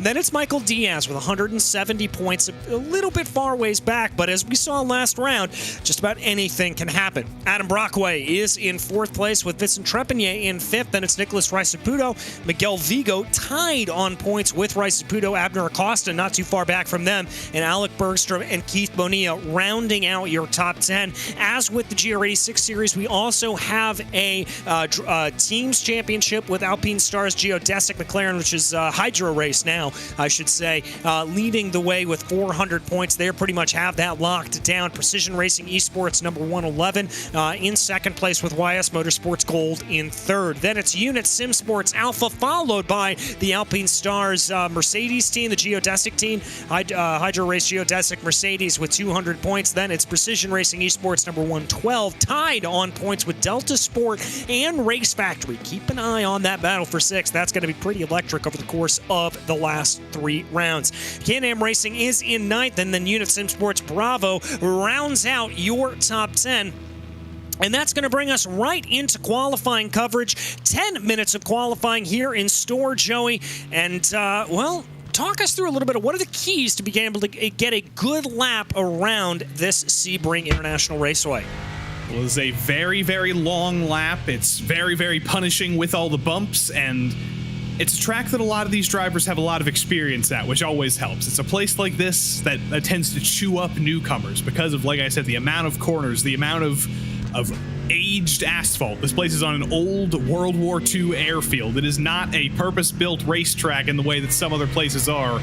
It is a racetrack that was built out of an airfield, so it's a whole new can of beans to take on. Justin Ream, though, I believe, if I remember correctly, I should have checked this beforehand, I think he won last time we were here in an absolutely insane battle with Michael Diaz, so if anybody's well-equipped with Sebring experience, it's him. Well, and there are some pretty long straights around here. We obviously talk about the almond straight, but let's not forget about the start-finish straightaway, as well as the run coming from Big Bend down into the hairpin. And I certainly have to think that's going to favor the McLarens a little bit, as we have talked over the course of the season about their straight-line speed being something to watch out for. We ride on board right now with Miguel Vigo, though, in the number 62 for Hydro Race Geodesic Mercedes, as he brings his way now down under the bridge, going past the Sebring 7 Hotel. Highly recommend to stay there if you get the chance, by the way. Going down into the hairpin, one of the key overtaking opportunities on the track that I think you're going to see a lot of side-by-side in. They have a free breakfast to the Sebring 7 Hotel? From what I remember, yes, they do. Ooh, that has sweetened that offer very much more. It was nice. It was a very, very nice hotel when I was able to be there. I do highly recommend it. It was probably fresh squeezed orange juice. I believe there was, yes, as this is right in the heart of Orange Country. Nice. Miguel Vigo, that'd give me some Miguel Vigor. Well, as we watch Vigo here working his way on the back part of the circuit right now, trying to see what they are able to get. As he comes down here, this is the part of the track that always tends to throw me for a little bit of a loop, Joey, is we don't have a lot of elevation change. Indeed, we have almost no elevation change around this circuit, but going down through Bishop into Jean-Debienne and Le Mans, you kind of lose yourself in the mass of corners there. I think that's what Eminem said, but you do lose yourself in the middle of that concrete ocean. There's curbs that tell you where the track is. That's about it. There's no grass. There's nothing like that to tell you where you need to go. You just need to find the rhythm yourself and hope that you're going to nail it, because if you get a little bit off rhythm there, it's almost like the chicanes at Alton Park before. You get off rhythm in one part of that final sector, and you're flailing around for 2, 3, 4 corners until you finally get respite in the back straight to resolve everything. Indeed you do, as we've got time starting to percolate onto the board. Manuel Troncoso doing what he has done previously, putting that car up onto pole position. Francis Castillo-Romero and the McLaren going to be in P2, followed by Admiral Acosta, Miguel Vigo, and Aiden Young. Those are your top 5 right now. As we look down through the field right now, Simon Thierry is going to be able to get his way up into P2 right now. Still waiting for times here from Ream, Diaz, Torchio, some of the big names. Diaz only good enough there for 10th place. That's a little bit surprising. We'll have to see if that Aston Martin's able to get a little bit more speed as it goes around. Ream here working his way through. I believe that first lap may have been discounted here for Justin. It's bad news for Justin Ream. It's a very, very long lap, so you're not actually going to get all 4 of your laps in here, because you do have a 2-minute out lap. So you'll get 3 good opportunities, and you cannot off-track those. This is not a place like Alton Park where off-tracks come naturally, where you can extend the track in a lot of places. It tends to be grass runoff on the outside of every corner, but you can just make one little mistake and get that off track, and that is your lap entirely gone. Justin Ream is second in the championship right now, 12 points behind his teammate Betafer. John Badefer's only 7th right now, so if Justin Ream can pull a good lap out here, this is his chance to start again, ticking down those points, chipping away at that lead, because he's running out of time to do so. And with Manuel Troncoso's reign of terror recently, he's won the last 3 races, and he's not even fighting for the championship. There's only so many points that Ream can pick up. Yeah, exactly. And the other thing here to maybe explain some of our heavy hitters being a little bit farther down the order is track temperatures are only 76 degrees Fahrenheit right now. As you can see, it is about 7:40 p.m. virtual standard time. The clouds covering up the sunset here as it goes. So I wonder if these drivers are opting to take their first lap at a little bit of a slower pace, working those tires up into the operating temperature, and then pushing themselves around now on this second lap. We'll have to see as Miguel Vigo, Justin Ream's teammate's going to cross over the line, and a big improvement there from Vigo up into P1. Abner Acosta is going to slot in behind him, Francis Castillo-Romero, and Justin Ream up into the top spot. We haven't called the ticker the Christmas tree in a while, but that looked like that as Vigo went to pole, then Acosta went up there, then Romero, then Justin Ream. It is just craziness, but that is exactly because of what DJ mentioned. It is a very, very cool track, and times are only going to improve as the fuel loads get lighter in these cars. The tires work for a very, very long time. You can run your fastest laps very deep into a stint, and at night, it's going to be extended even more. Those tires are going to live even longer, and you're only going to get better as the run goes on. There's more time on this track.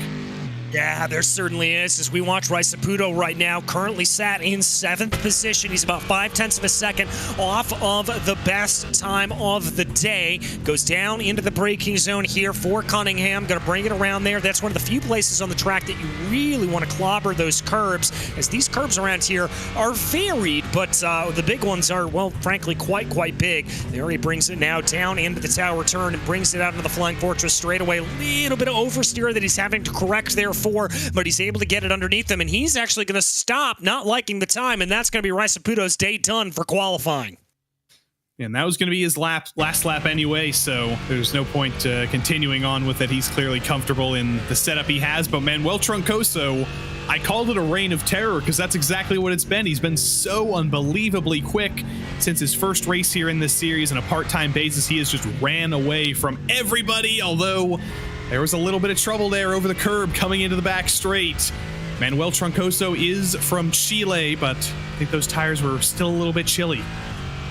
I think they were as well, as he may have had a little bit of problem there. Hopefully didn't pick up an off track, and this lap will still count for him, as he's going to bring the car now down into Sunset Bend, trying to see what that 462 is going to be able to do, trying to improve here from a 6th place position. And this will be his last lap, because he will not have enough time to bring it back around. Troncoso trying to improve on a 209.414. He's going to cross over the stripe there. That's going to be an improvement. The question is how much? Up into P2 goes Troncoso. He almost put it in the wall coming out of the final corner. I expected him to get a 0x there because he kicked up a little bit of dust, but it did count. It's still only 2nd though. That's kind of big for Troncoso. It's not a pole once again, so he's off his game. He's actually going to face a challenge again before he can go 4 for 4. Yeah, he certainly is. But remember, Troncoso has been really the master here early on of being able to save fuel and attack at the right times. As we take a look at your provisional pole sitter here, the 912 of Justin Ream, his teammate John Badefer just able to put in a time that was good enough for 4th best right now, which means that it's going to be a 1-3-4 for that Hydro Race Geodesic team. So that's going to be good news there for them. Troncoso just going out there trying to get a little bit more practice time in, as the checkered flag now flies out on track, and that's going to bring us through our starting order. Lining up in pole position, it will be Justin Ream, followed by Manuel Troncoso in the front row. Then it's Miguel Vigo and John Badefer, Simon Thierry, and then Francis Castillo-Romero to round out your top 6. Abner Acosta will line up 7th in the first of our Aston Martins in the field, with Nicholas RaceSpotTV and his Mercedes to his outside. Fernando Yaquez lines up in 9th, followed by Adam Brockway in 10th. Then it's Jose Lockwood and Michael Diaz in 12th. 13th is Aiden Young, followed by by Alex May. Then it's Arnaud Genet and Carlos Villa. Then it's going to be Alec Bergstrom and Frankie Arvello in 18th, with Keith Bonilla and Alessandro Torchio to round out your top 20. 21st will be David Van Roy, followed by Kevin Ayers with Marc-Andre Desjardins and Philip Bennion in G24. And then Bradley Beeman will bring up the back of the field in his Mad Sim Racing Aston Martin in 25th. The good news for these drivers is we do have a full pace lap around here, plenty of time to be able to get those tires warmed up to temperature. As we did mention, 76 degrees out on this concrete surface. It's going to be very, very tricky to get those tires up to temp. But once you do get them up to temp, you're going to be in luck because you're going to have some help with the cool track. You're not going to be completely destroying the tires, but at Sebring, there's only so much help with this aged track surface, with this porous concrete. It rips up the tires. Tire wear is still going to be something you really have to think about here. You're still not going to take tires in the pit stop. It's still not going to be to that extent, but you are still going to have to be a little bit less flat-footed than you normally would to keep those tires underneath you. And it's also only going to get cooler over the course of the night, as you saw down there on the graphic. It's 7:51 p.m. virtual standard time. It's after sunset. We're going to be racing into the night over the next 40 minutes. Yes, we certainly are, and I don't think we're going to have a complete darkness covering the track, but we will keep you up to date, and you'll obviously be able to see with your own eyes exactly what that is. As we start out here on the pace lap, getting their way around, and my eyes here, Joey, are going to be firmly fixed on that P2 car. Manuel Troncoso, as you said, winning is what he has done since he has joined into the series, and I've got to think that 462 is going to be a force to be reckoned with here today. You're never going to get rid of him. He's always going to be around in that Mercedes that's been so strong this season, but it's a very close field. If you look at the top 10, even the top 12, every single one of those drivers has proven that they can win races in this series. Justin Ream, of course, has multiple wins this season, currently second in the championship. Troncoso, that goes without saying. Miguel Vigo, the third of the Hydro Race geodesic teammates, he's been nipping at the heels of a win. He's certainly at the speed of his teammates, just hasn't got the win on the board yet. Betafer, championship leader. Tirio won the first race of the season. Francis Castillo's been close so many times. Abner Acosta, you can just say his name. It is a stacked field in this GT4 Fix series, and even though Troncoso's on a hot streak, he's got some harsh competition behind him. Yeah, he certainly does, as the field works their way now down through the hairpin. A decent amount of weaving from the field, as we said, just trying to get those tires up to temperature. But I think the biggest thing here to really keep an eye on is also going to be making sure the brakes are up to temperature. We're going to see a little bit of brake dragging here because you've got to be on the brakes pretty heartily going through turn 1 and going through turn 2, and you don't want those brakes catching on you, specifically coming through turn 1, as that could be a real danger spot out on the circuit if that were to catch you out.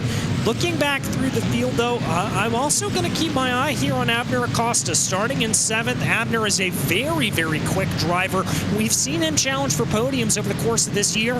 He's going to be one that certainly can slice and dice his way up forward, I think, and carry the standard for that British marquee.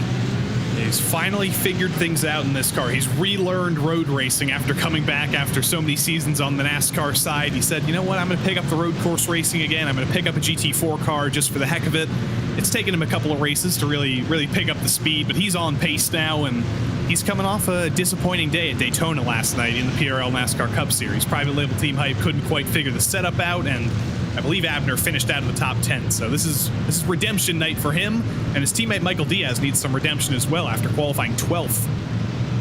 Yeah, he's certainly going to need a little bit of a pick-me-up there, but as cars work their way now down through the back half of the circuit on to the Ullman Straight, rest assured we're going to be calling that name quite a bit here today, as the draft is going to be in big supply, and you're going to see a lot of fuel-saving games and a lot of eager overtakes going down this part of the circuit. But that will all come here over the course of our 40-minute race that we get ready to fire off on here in just about a quarter's time, as they bring their way around. Justin Ream leading this field to green as the pace car finally makes its way down into Sunset Bend. And there you can see the whole field of 25 cars making their way under the famous bridge at this Sebring circuit. They bring their way it down through, and the pace car pulls off down into pit lane. Control of the field goes over to Justin Ream, as there goes the green, and we are racing here in Sebring. Ream gets a good getaway. The whole field fanning out behind him, though. That's 2-3 wide. Ream immediately trying to break the draft a little bit there of Trancoso, as now Betafer's going to try to go around the outside of the Mercedes as well, down up through turn 1. It looks like Trancoso's going to try to hold that out. We've got cars spinning in the background. And it's not over. I believe that's Michael Diaz from the middle of the field around. The 42 of Adam Brockway in trouble as well. Alex May, I think, may have gotten into trouble, and Aiden Young as well. That's the trouble for your championship leader, or your defending championship winner, I should say, Michael Diaz, starting in the middle of the field. That's where trouble can happen in turn 1 at Sebring. Yeah, it certainly can. Trancoso, though, feeling the pressure here from John Betafer, as Betafer tries to maybe send a little bit of a move down to the outside of the hairpin. That's not going to play itself out. He's going to have to stick in line there. I think Trancoso just felt the weight of the pressure and wanted to move off to the side, but what that is allowed to do is it's allowed for Justin Ream to scamper off into the distance here ever so slightly, to the tune of about 0.7 of a second. Here comes Betafer again on the attack. Ream tried his best to help out his teammate into turn 1. He tried to give him a little bit of a draft. I think they were probably communicating as teammates to nail that initial start to get them both ahead of Trancoso, but it didn't work. Now Betafer's got to do it the hard way. It is a very, very hard way, though, because Trancoso has not been passed this season. Every time he gets to the front of the race, he has not been repassed. And John Betafer, he's got to figure out how to be the first person to do that. Yes, indeed, he does, and we'll see if he's able to do just that here as they work their way through Bishop Bend, now through Jean de Bienne, trying to see if they are able to get anything here. Diving down into the corner. They're going to let it run a little bit wide right now as the cars streak their way across. Here's where the draft is really going to come into play. Down the Ullman straightaway. We previewed this a little bit earlier as they try to go. Here they run down into the corner, not seeing anybody poking out here just yet. It looks like we're going to wait for the setups going down the start-finish straight. That's exactly what Betafer's trying to do. He's trying to set things up a little bit wider through Sunset, then goes for a switchback on the exit to get the run off. It's worked pretty well for him, but now it's a battle of straight-line speed down the front straight. Does Betafer have enough straight-line speed to do anything on Trancoso? He doesn't, but Trancoso blocks to the inside. Betafer's going to try and go for a switchback again off of turn 1. He's going to try to go for it, but it looks like Trancoso's just got too much speed there to make any of that work. That Mercedes putting the Aston Martin back in its place there a little bit. Excuse me, the McLaren back in its place there a little bit, as the McLaren is known as the car with the best straight line speed, and it's certainly not being proven out here today, as it looks like that Mercedes is being able to hold. I'm also a little bit surprised here at this point, Joey, that Trancoso hasn't lost touch with Justin Ream with all of the defensive driving that he's been doing thus far. That's the Manuel Trancoso way. He is a very, very quick and a very, very experienced driver. iRating doesn't mean everything, but Manuel Trancoso has 7,938 iRating. He's the highest rated driver in the field. We take iRating into consideration, so he's done this quite a few times. He's definitely got the experience, but experience is nothing when you got John Betafer behind you trying to attack. That was the biggest attempt at a dive yet. Betafer's showing his nose, and that did get into Trancoso's head a little bit. That did slow him down. Yeah, I lost about 0.3 of a second there up to Justin Ream, and that's exactly, I think, what Betafer is trying to do here, maybe just get into the head, but he had a little bit of a problem running a little bit wide there on the exit of the tower turn, as now they come through the Flying Fortress straight down into the braking zone for Jean de Bienne, trying to see what they are able to get. It doesn't look like it, but look at this. Now John Betafer is going to be under a little bit of attack here from Miguel Vigo as they make their way through Le Mans and onto the Ullman straight. Inter-team warfare here. I think they're going to back out of it. They're not going to focus on fighting each other right now. But speaking of teams that have got into trouble, I've got even more bad news for Precision Racing esports fans. Abner Acosta also got into trouble on lap 1. It was, I think, on his own. He may have had a little bit of help. He's still running, but he's fallen all the way to the back of the train. That's Diaz and Acosta both out on lap 1. Oh, that's heartbreak there for the Precision Racing esports team. But let's also give some love here to the 96 of Francis Castillo Romero. That's a name that we called quite a bit last season. He hasn't been nearly as competitive this season, but he is now all on the back here of Miguel Vigo, putting a lot of pressure to the back of that number 62 machine. Take a look at the restart here. There is Abner. Oh, that's Diaz, excuse me. Just a hapless passenger there, Joey. Yeah, 4 wide into turn 1 very rarely works, and There's nothing Michael Diaz could have done there, but that's just what happens when you go 4 wide. And here's Abner Acosta later on in the lap. No help whatsoever, just too much speed. And then he's lucky that there is a concrete jungle out there, or a parking lot out there to recover. So he didn't get any damage, but he has fallen all the way to the back of the train. Acosta went from top 6 to bottom 24. Yeah, not exactly the best run there for him, unfortunately, as we flick up through and down through the order here at this point. This is a nice little battle that we've got. This is Carlos Vila right now, locked into a good fight with Frankie Arvello in that BMW. Mercedes versus BMW. Vila down to the inside here as they get onto the braking zone, going into Cunningham. He's going to try to force that BMW out wide, and don't look now, but Arnaud Genet trying to make hay as well, trying to get a little bit of running there in the Aston Martin. Lead road driver Stewart Arnaud Genet getting in the mix himself. Not gonna have the move done just yet, but Aston Martin versus BMW, there's a little bit of contact. You definitely don't want to be hitting the guy who can give you the penalties, but Arnaud's gonna get the position anyway. He's going to get the position as we give a focus here to the number 48. That has really allowed for Vila to scamper off into the distance a little bit to the tune of about 9/10 of a second. As look at that, oh, sideways for the 66, and that's going to be Bergstrom falling down through the order.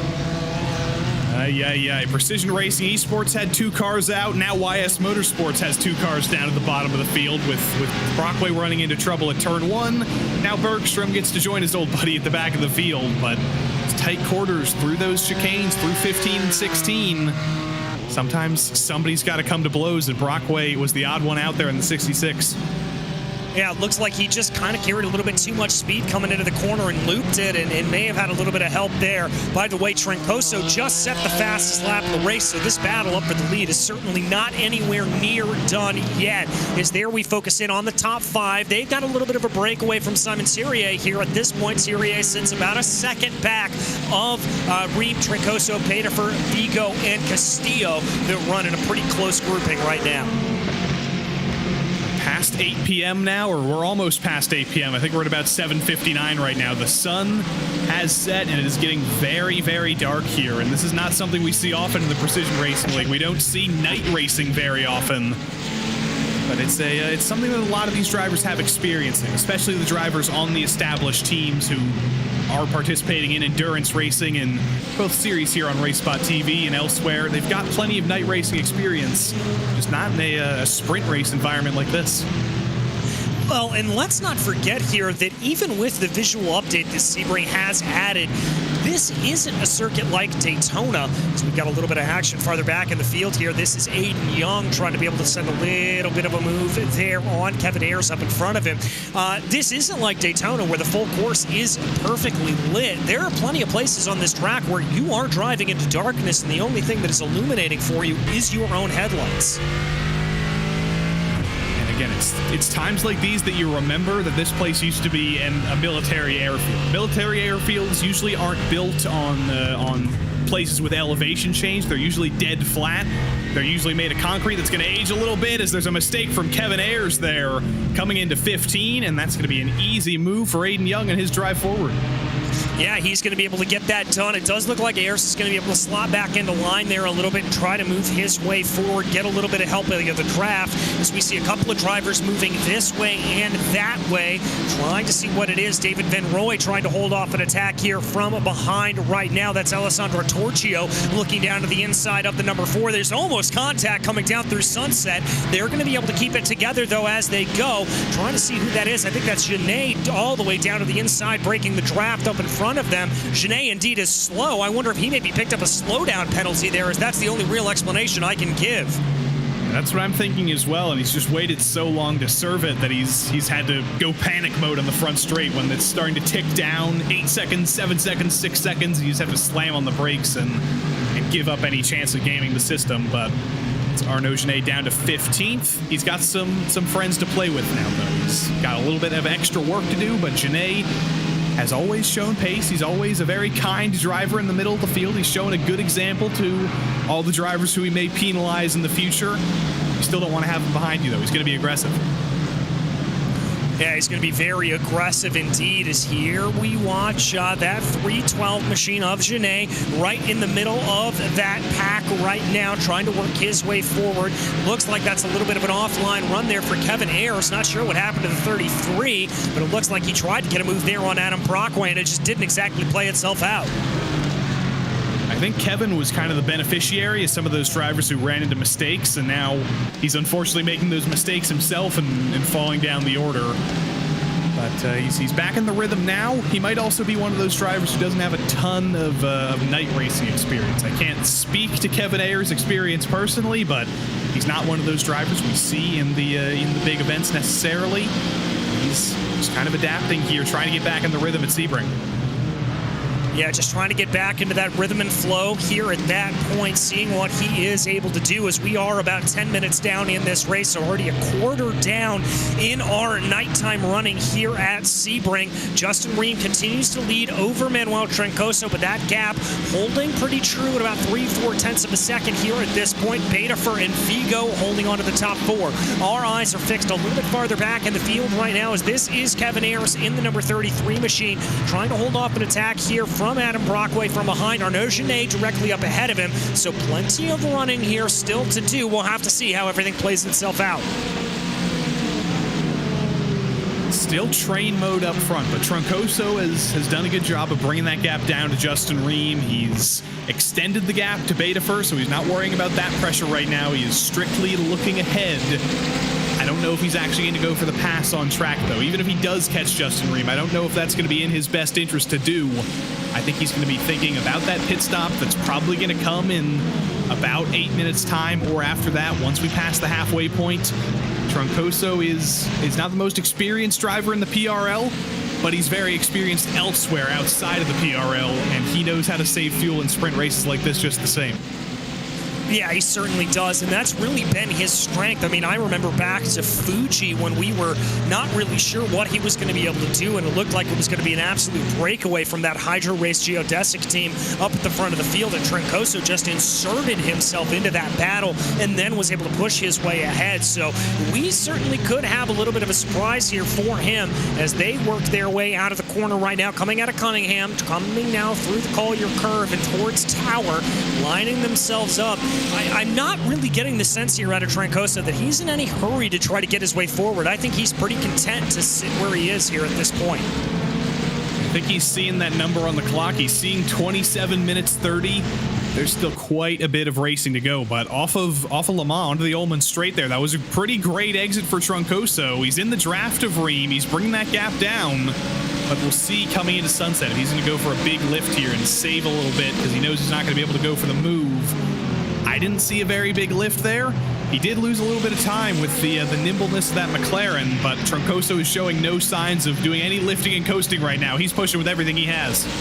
Yeah, he certainly is. He has now got that gap down to under 0.2 of a second to Justin Ream. Takes a little bit of a peek down to the inside there going into turn 1. That's not going to be enough to get anything to play, but he's just going to try to see what he can do here as they go.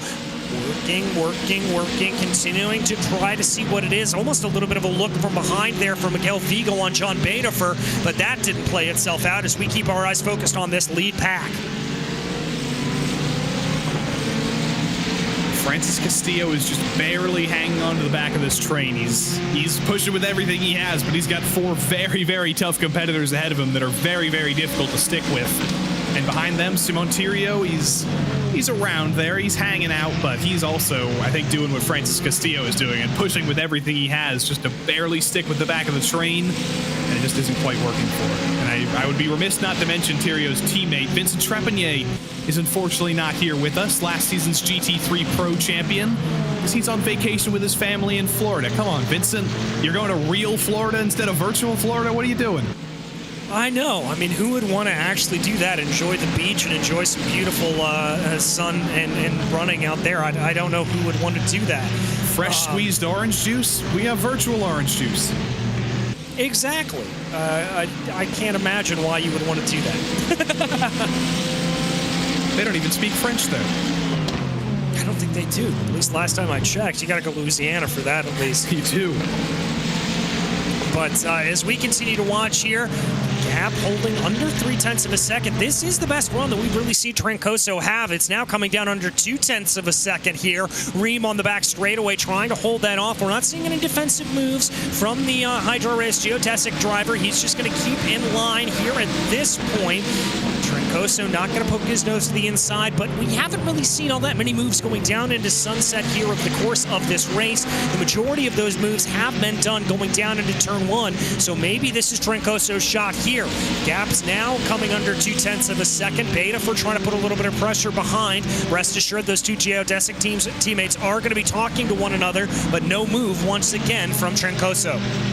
We talk all the time about low percentage moves, about the moves that you might think you can go for, you might want to go for, but you know there's a very low percentage of them actually working out. And going for a move into Sunset more often than not is one of those low percentage moves. If you're completely alongside the driver ahead, you can do it. You can make a move work. You can make a pass there. We've seen it happen plenty of times in the past.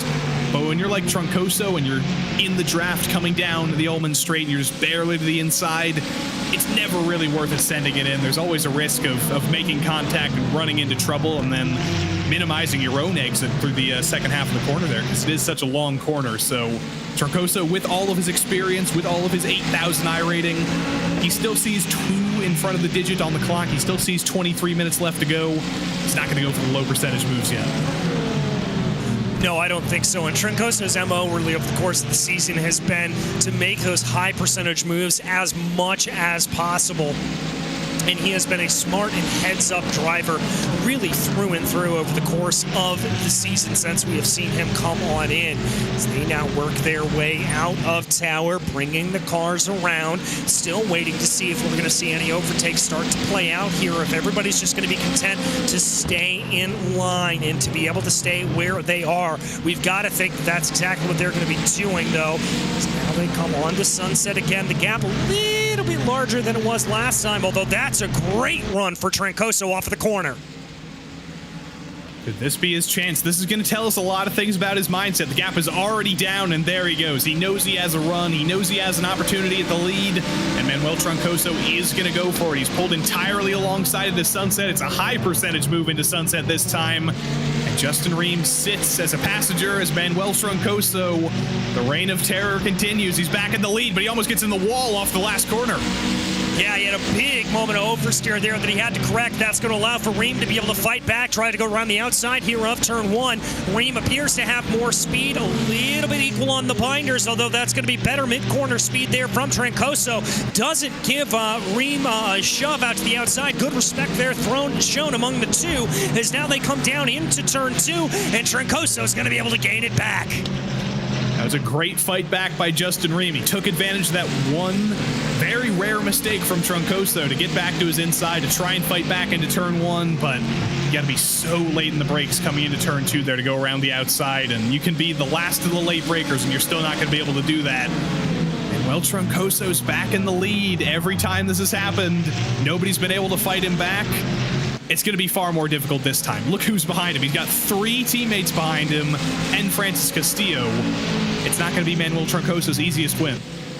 No, it certainly isn't, and these drivers know that, though, and they're going to be trying to put pressure. You saw Justin Ream poke his nose to the inside there, coming up into Cunningham, trying to see if he could maybe elicit a mistake, I think, out of Manuel Troncoso. Obviously, that is a lot easier said than done for Justin Ream, but he is just trying to do whatever he can to try to put a little bit of pressure onto the back of that pink and white machine here at this point. But he tries to see what he can get. They snake their way down through Bishop Bend into Jean Debienne right now.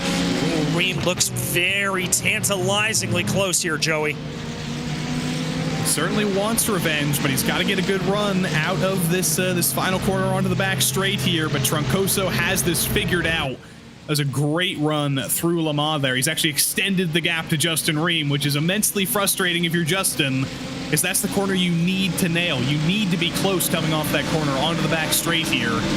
And Troncoso has that figured out. That's his best corner on the whole track, and it's the one that's most important for overtaking. Ream dives a little bit later onto the binders, going down into Sunset, and it looked like John Betafer almost was able to send a little bit of a pass on Ream, but I think he backed himself up a little bit, trying to give the 912 the best position as possible as they're going to cross over the stripe here. We're only about 30 seconds away from halfway done in this race. Got a little bit of side-by-side farther back down in the field. This is RaceSpotTV going at it with Jose Lockwood. They said there's too much single file racing going on. We need to put on a show here, side by side through the final corner. They've resolved it very quickly. RaceSpotTV potentially a little bit lower in qualifying than we'd expect him to be because of sort of a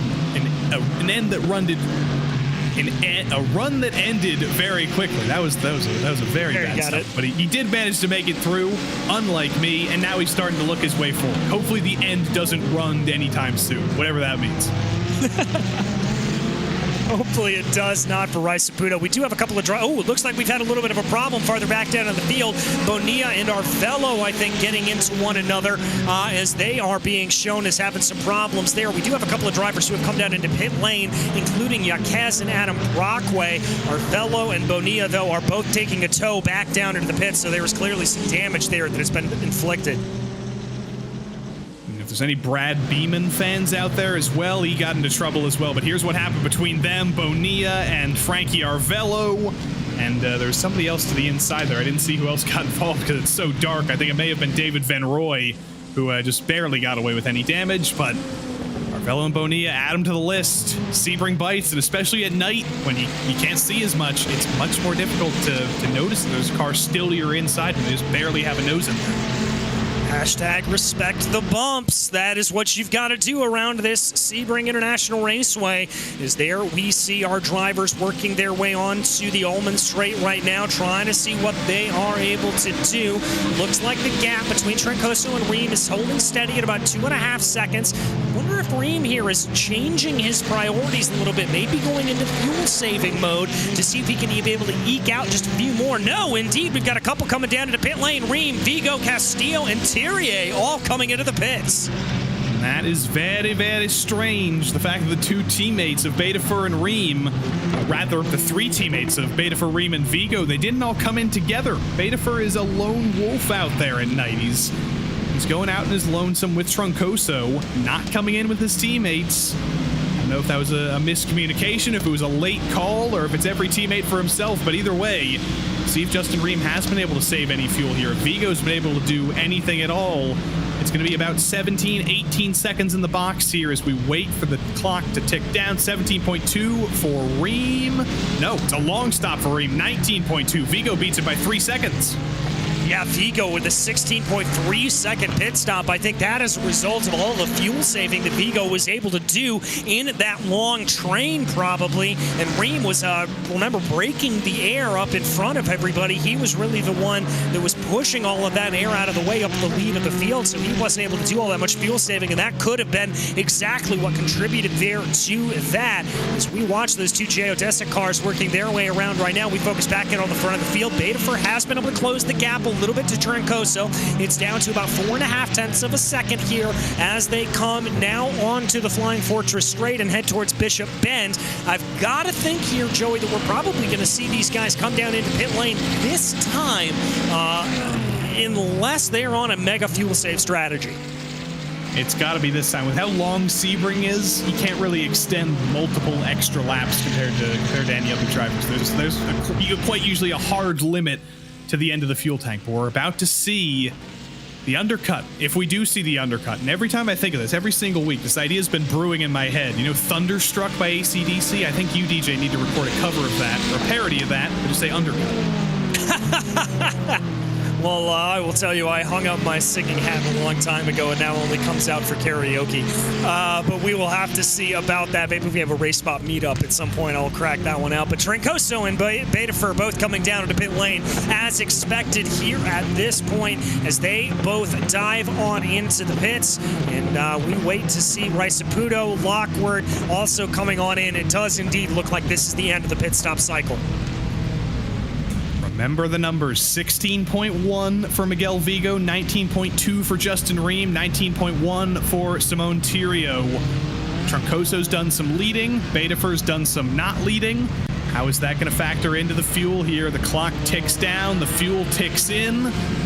Still waiting on both of them. Beta for 17.5, Troncoso 17.7. That's still a second and a half slower in the box.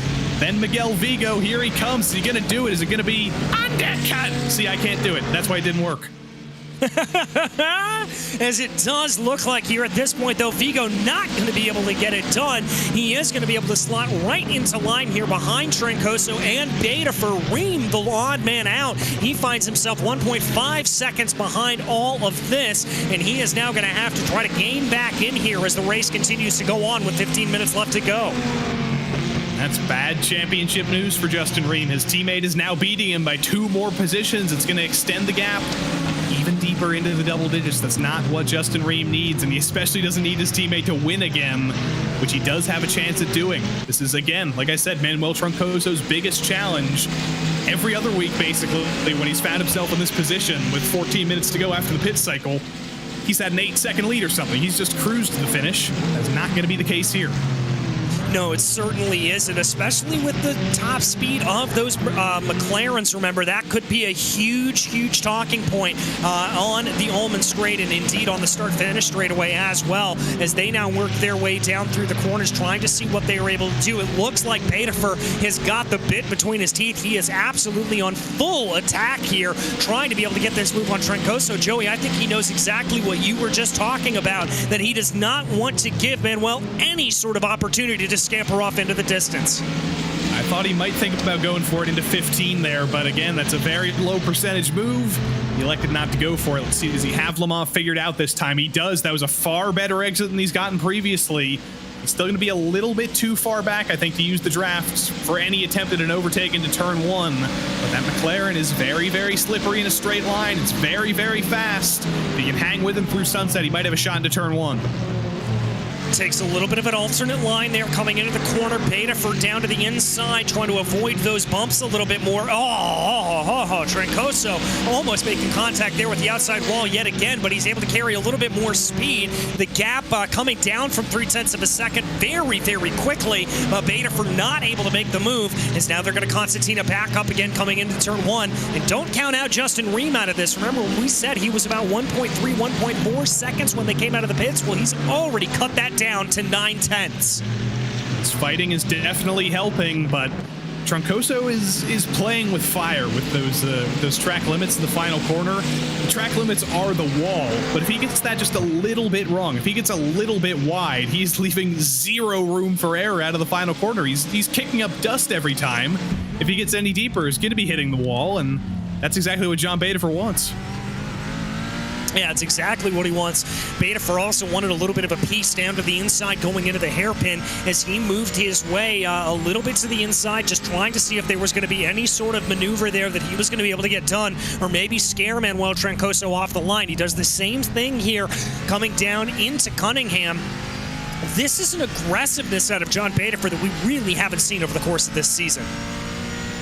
Yeah, he hasn't needed to be this aggressive in a lot of the time because he's either had the lead of the race or he's been kind of on struggle street, like we saw at Brands Hatch when the McLaren wasn't the car to have and he was basically confided in his fate of having to fight for second at the very best here. But this is incredible aggression. He's going to have a shot again coming into 15. He's not going to go for it again because it is very, very hard to make a move through that corner. It's basically just a tiny tap of the brakes and a little lift to get through, so it's not really an overtaking spot. But out of Le Mans again, onto the back straight. It's another great exit. It's going to be another great run for Betafer. If he can spook Troncoso a little bit coming into sunset, he might be able to force him into that wall. He might be able to force the little mistake he needs. Well, it looks like here the Troncoso's fading a little bit to try to cover off that move down into the inside. Betafer looks a little bit better on the binders as they come down into the final corner. Here, let's see just how that last run is going to play. Oh, again, perilously close for Troncoso, but this is Betafer closer than he was last time. The gap coming down under 0.2 of a second as they cross over the timing and scoring line. Here he comes, taking a little bit of a half-hearted look down into the inside. I don't think he wanted to go full send there at that point, but he was certainly thinking about it. Was John Betafer. He knows what he wants, and he wants that lead. And he's very obviously getting held up here. It's not like he's throwing things at Troncoso just to barely stick with him. He is the fastest car in this train right now. But it is immensely difficult to make a move on Manuel Troncoso when, like I said, he is strong in all the places where you need to be strong, ahead of all the longest straights, on the exits of corners before long straights. He's carrying so much speed in that Mercedes. He's so comfortable with the limits at Sebring. If you're going to pass him, you can't wait for a mistake. You have to do it yourself. Yeah, you have got to get it done, and you've got to get it done now. Not able to get it done into the hairpin, though, as they work their way up. Here he comes, looking at what will be the outside of Cunningham. He's going for the move as John Betafer almost banging doors between himself and Manuel Troncoso. Betafer gets out of it, looks for the over-under. Not going to play itself out there. He's going to have to fight another day. Yeah, it may be dark, but your eyes didn't deceive you. There was definitely a little bit of contact there. There was some paint scrubbed off. There may have been some mirrors knocked off there, and that little door banger. Was that Troncoso getting in Betafer's head? Was that Betafer getting in Troncoso's head? I think Miguel Vigo is probably hoping that we see a little bit of a McMullen-Ataconis situation here soon. I'm sure he wouldn't say no to that at all, but as they now come through Jean de Bienne, I can tell you that it looks like Troncoso, runs a little bit wide, and that's going to open up the door here for John Betafer. We're now Noah's Ark coming down the sunset, or coming down Ullman, as Troncoso cuts off Betafer there. Ream now going to go, and it's going to be a 3-wide geodesic. It's going to be almost 4-wide coming down into the sunset turn. Here they go. Who is going to be the latest on the binders as they try to make this work? Oh my goodness, this is going to be very, very close, as now Justin Ream is going to be the one in the catbird seat, as the two of him with John Betafer going to be side by side. You remember when I said you can't expect Manuel Troncoso to make a mistake? Well, he just did. He just finally did make a mistake, and that's what led to that absolute craziness. And later on the brakes into turn 1, Justin Ream's taking the lead, but he's wide on exit. Troncoso's going to fight back. It's too late, though. Ream's taking the lead. Ream is taking the lead, and Betafer now trying to be able to make the move right now to go around into P2. It's almost coming to blows there as they come up through the turn 2 sequence right now. Under 10 minutes to go. Contact hard into the side of Troncoso. That was Betafer getting loose, and he just couldn't control it. It's the second little bit of contact between these two. Tempers are flaring, but either way, it is now a Hydro Race Geodesic 1, 2, 3. Manuel Troncoso's gone from the lead to 4th in 1 lap, and he's been absolutely muscled around. Absolutely muscled around there, trying to hold on to it as much as possible, but my goodness gracious, that was absolutely crazy racing. Almost 4 wide going down the Ullman straight. Oh my goodness, I have never seen anything like that, Joey. I was hoping they would go 4 wide into sunset. I was rooting for the chaos. I was hoping that would happen, but frankly, we reached the laws of physics there. Sebring isn't quite wide enough to go 4 wide. Troncoso knew that. He was going Dale Earnhardt Jr. style, blocking the whole field. And somehow the driver who came into that corner 4th, I think, has the lead now and is running away a little bit.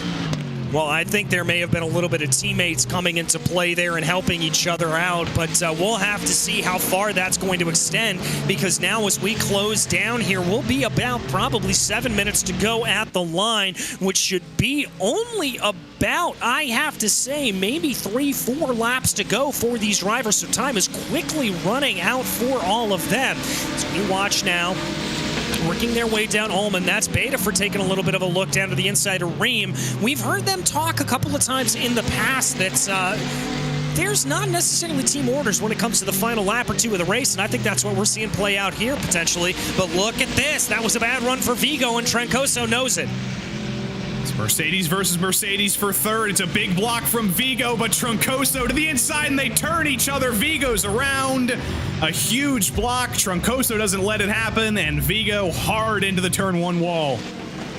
You hate to see it come to blows like that, and that's going to extend the gap between Troncoso and Betafer here at this point to about 8/9 of a second. My goodness gracious, this is getting scruffy in a hurry. It is truly like Florida now. It is an absolute, it's a fist fight. It's a fist fight in the front straight there. It's a huge block from Vigo. Troncoso was there, so we're going to have to look at a replay. If Vigo turned in a little bit too early, if Troncoso maybe moved a little bit to the right. Here it is. You can see Troncoso is in the inside there. I don't know if you can necessarily blame either driver for that. It was 2 drivers fighting for a small piece of position on a part of the track where there probably shouldn't be cars. And they came to blows. Troncoso gets away with it. Vigo, not so lucky. I'm going to put the blame there on Troncoso from that overhead shot. It looked like that car picked up a little bit of understeer or oversteer, and he had to catch the car and bring it back around. I think that could have been what happened. We're going to give you a little bit of love farther back down in the field because that lead fight is not the only one that's firing off here. This is Aiden Young, Arnaud Genet, and Alex May absolutely going at it hammer and tongs on the back half of the circuit. And look who's at 10th, right ahead of these guys. Well, these guys sort everything out. I think they have just sorted everything out, as Aiden Young is going to get away with the position ahead of Genet and May. Abner Acosta was 24th on lap 1, and he's in the top 10 again.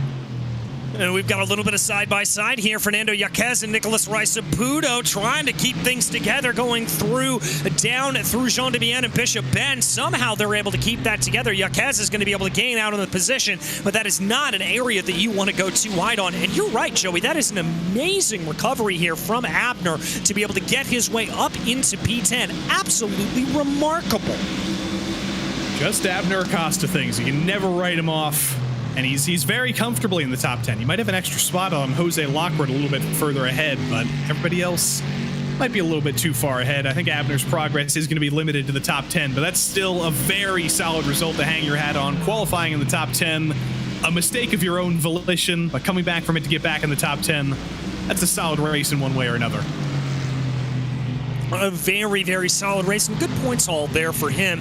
As we look a little farther back down in the field, that's the 48 of Carlos Vila right now. Jose Lockwood behind him, closing in at about 0.3 of a second. You saw Lockwood in that Aston Martin trying to take a little bit of a peek down into the inside of the Hydro Race geodesic machine. Not able to get it done necessarily, but he's going to keep the pressure up here as they come down through Big Bend right now. And that looks like a pretty sizable gap. I'm not sure if he's going to be able to make that up by the time they get into the braking zone going down into the hairpin, but they're going to have to try here at this point. Looking down onto the binders, it doesn't look like he's going to be able to get it done, but this fight is nowhere near done. Just have to keep the pressure on, but when you're in an Aston Martin in a Mercedes battle, you're at a little bit of a disadvantage. There's still quite a few Aston Martins in the field, but they have not been the car to have at Sebring so far. The top 8 is 5 Mercedes and 3 McLarens, so the Aston Martins may have the last 2 spots in the top 10, but they have not been the car to have tonight, as John Badefer's going for the lead. John Badefer's going for and has the lead here at this point as they come down through Jean Demian right now, down through Le Mans. That was a very aggressive move from the number 67 Hydro Race geodesic car, and I think this may have had a little bit of unintended consequences here because Troncoso is right back up into this equation, only about 0.2 of a second behind Justin Ream. Ream now is going to go to the outside here, going down into Sunset, not going to send the full move around. Troncoso gets onto the binders as well, and we've now got a 3-way fight for the lead with what should be about 3 laps to go. No, 2 laps to go, excuse me. What we've learned in the past couple of laps is you don't want to have Manuel Troncoso behind you on the front straight because you are not going to be able to outblock him. Here comes Ream to the outside in turn 1. He wants the lead back from his teammate. Troncoso has to get in the lead on the brakes late to not get into the back of Ream. It is a civil war for Hydro Race Geodesic right now with 2 laps to go. And Will Troncoso is making it so much more difficult because he's going to break it up the second he gets the chance, and there he goes.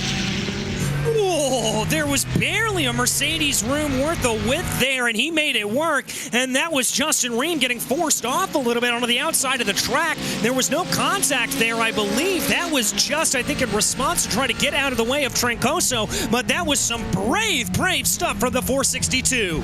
And that may have just won the race for John Badefer. That was an aggressive move. I don't know if that was the move to make for Troncoso. He got second, but look at the gap up to first now. It's 1.2 seconds. That's more than the gap when it was first to third for Troncoso. He's extended his distance to the lead. That tells me that he thinks he might have the speed to bring that gap down over the course of 2 laps, but I don't know if he does. I think he may have gone for it a little bit too early. I think he may have as well. We're going to have to find out, though, here because we do only have about 1.5 laps left to go here at Sebring International Raceway. Badefer leads by now 1 second. Make that 1.1. That gap just kind of tickling around there. We're going to have to see how well Troncoso is able to close in on the back straightaway here and going down into Sunset. And indeed, on this final lap, he is pushing that Mercedes to the absolute limits there. As we ride on board with Justin Ream, you can see that big big beast of a car in front of him, absolutely getting flung this way and that. He was playing with track limits a little bit there. He's gotten away with it, and he has brought the gap down a little bit. It's down below a second, but is 0.8 of a second too big of a gap to bring down over the course of one lap? I think it might be. Betafer still needs to be absolutely perfect. He can't make a single mistake on this lap because Troncoso is going to be right back with him. But if he can have an absolutely perfect final lap here, he's in very good shape. And that's what he's got to focus on here, is it is going to be the final lap. White flag in the air from Barney the Flagman. The gap has come down to 0.7 of a second here at this point as they try to work their way down through the corners right now. Troncoso still giving it everything that he's got. He's been able to close down another 0.2 of a second here. Betafer just trying to hold on to the best of his ability. Just don't look in your mirrors, John. Do not look in your mirrors. Do not look at your relative. That's the worst possible thing to do, because you can see that Troncoso is getting closer and closer and closer and closer. But if you can keep him within the required distance for him to not be able to make a move, you're in good shape. He just has to make sure he's about 2-3 tenths ahead of Troncoso coming out of Le Mans, coming onto the back straight, and that'll be in very, very good shape. But the gap continues to come down. This could be the fastest lap of the race for Troncoso here on the final lap. Yeah, it certainly could be, as he now tries to work his way down into the line, trying to see what he's able to get. Let's see if he can get anything here as they go. Riding on board with Troncoso as they work their way out of Cunningham right now, down through Collier, 0.5 of a second the gap. Is he going to be able to hold on to this? Is John Betafer going to be able to hold on to this? Is Manuel Troncoso going to be able to send a move here at the last minute to try to get this to work? The gap is now under 0.5 of a second here for Troncoso. Betafer doing a little bit of weaving back and forth here as they go, trying to break as much of the draft as possible. Here they come, down into Jean de Bienne, and one more run down through Sunset and down the Olin Straight. This has been Troncoso's best corner historically. There's a little bit of a bobble, though, a little bit of a misstep that's minimized his run just a little bit. He's still got a run in the draft, but he's a little bit too far back. He's going to keep closing and closing and closing. He's going to send it into Sunset, but Betafer, as long as he's perfect here, he's got this under control. And it looks like he's got a good line. Troncoso tries to close it up as much as possible. They both skip and bounce over the bumps there, down through the corner. The checkered flag is in the air from Barney the Flagman, and John Betafer will take victory at the front of the field over Manuel Troncoso. Justin Ream comes home in third.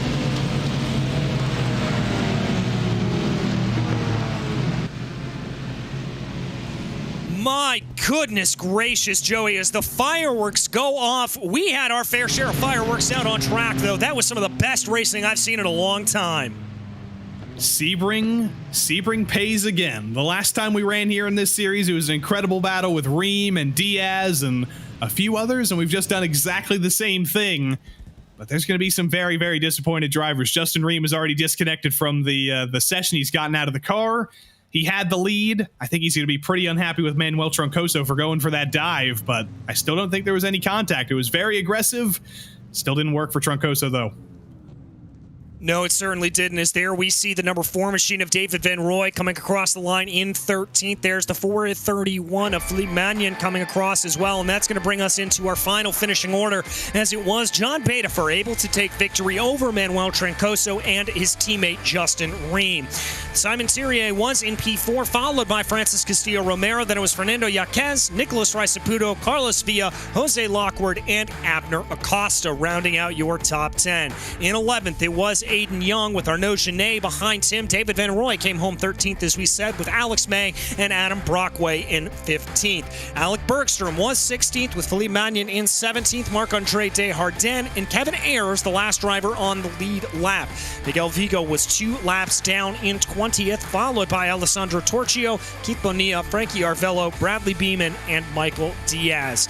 And it looks like here, Joey, that we have been able to catch up with our race victor, Mr. John Betafer. And John, I got to tell you, that was some of the most fierce and frenetic racing I have seen in a long time. What was it like from behind the wheel?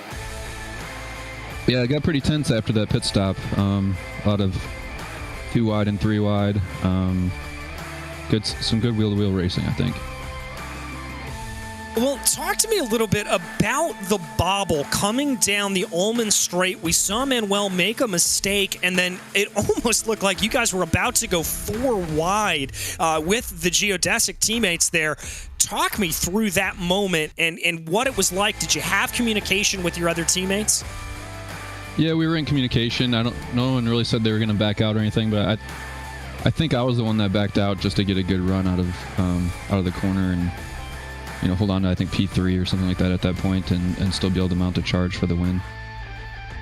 Well, you certainly were able to take the win as we close down on the last 2 races of the season, tightening the gap between yourself and Justin Ream, who's up at the top of the standings. I mean, is this going to be the final championship push here for you? Is that what you're looking at? Yeah, I think still just trying to focus on getting podiums and get some good finishes, be there at the end. And hopefully come out with some wins. It's only my 2nd win of the season, but I've been there pretty much in every race for podium and looking to battle for the lead. So, well, you certainly did a fantastic job here today, and you made me pretty hoarse, screaming and hooting and hollering about everything. So, John, is there anybody you'd like to thank for this run today? Yeah, definitely. I'd like to thank all the guys at Hydro Race USA and Geodesic Racing. Hydro Race does a great water bottle, so thank you for that sponsorship. Also, GSI, and to you guys for the broadcast.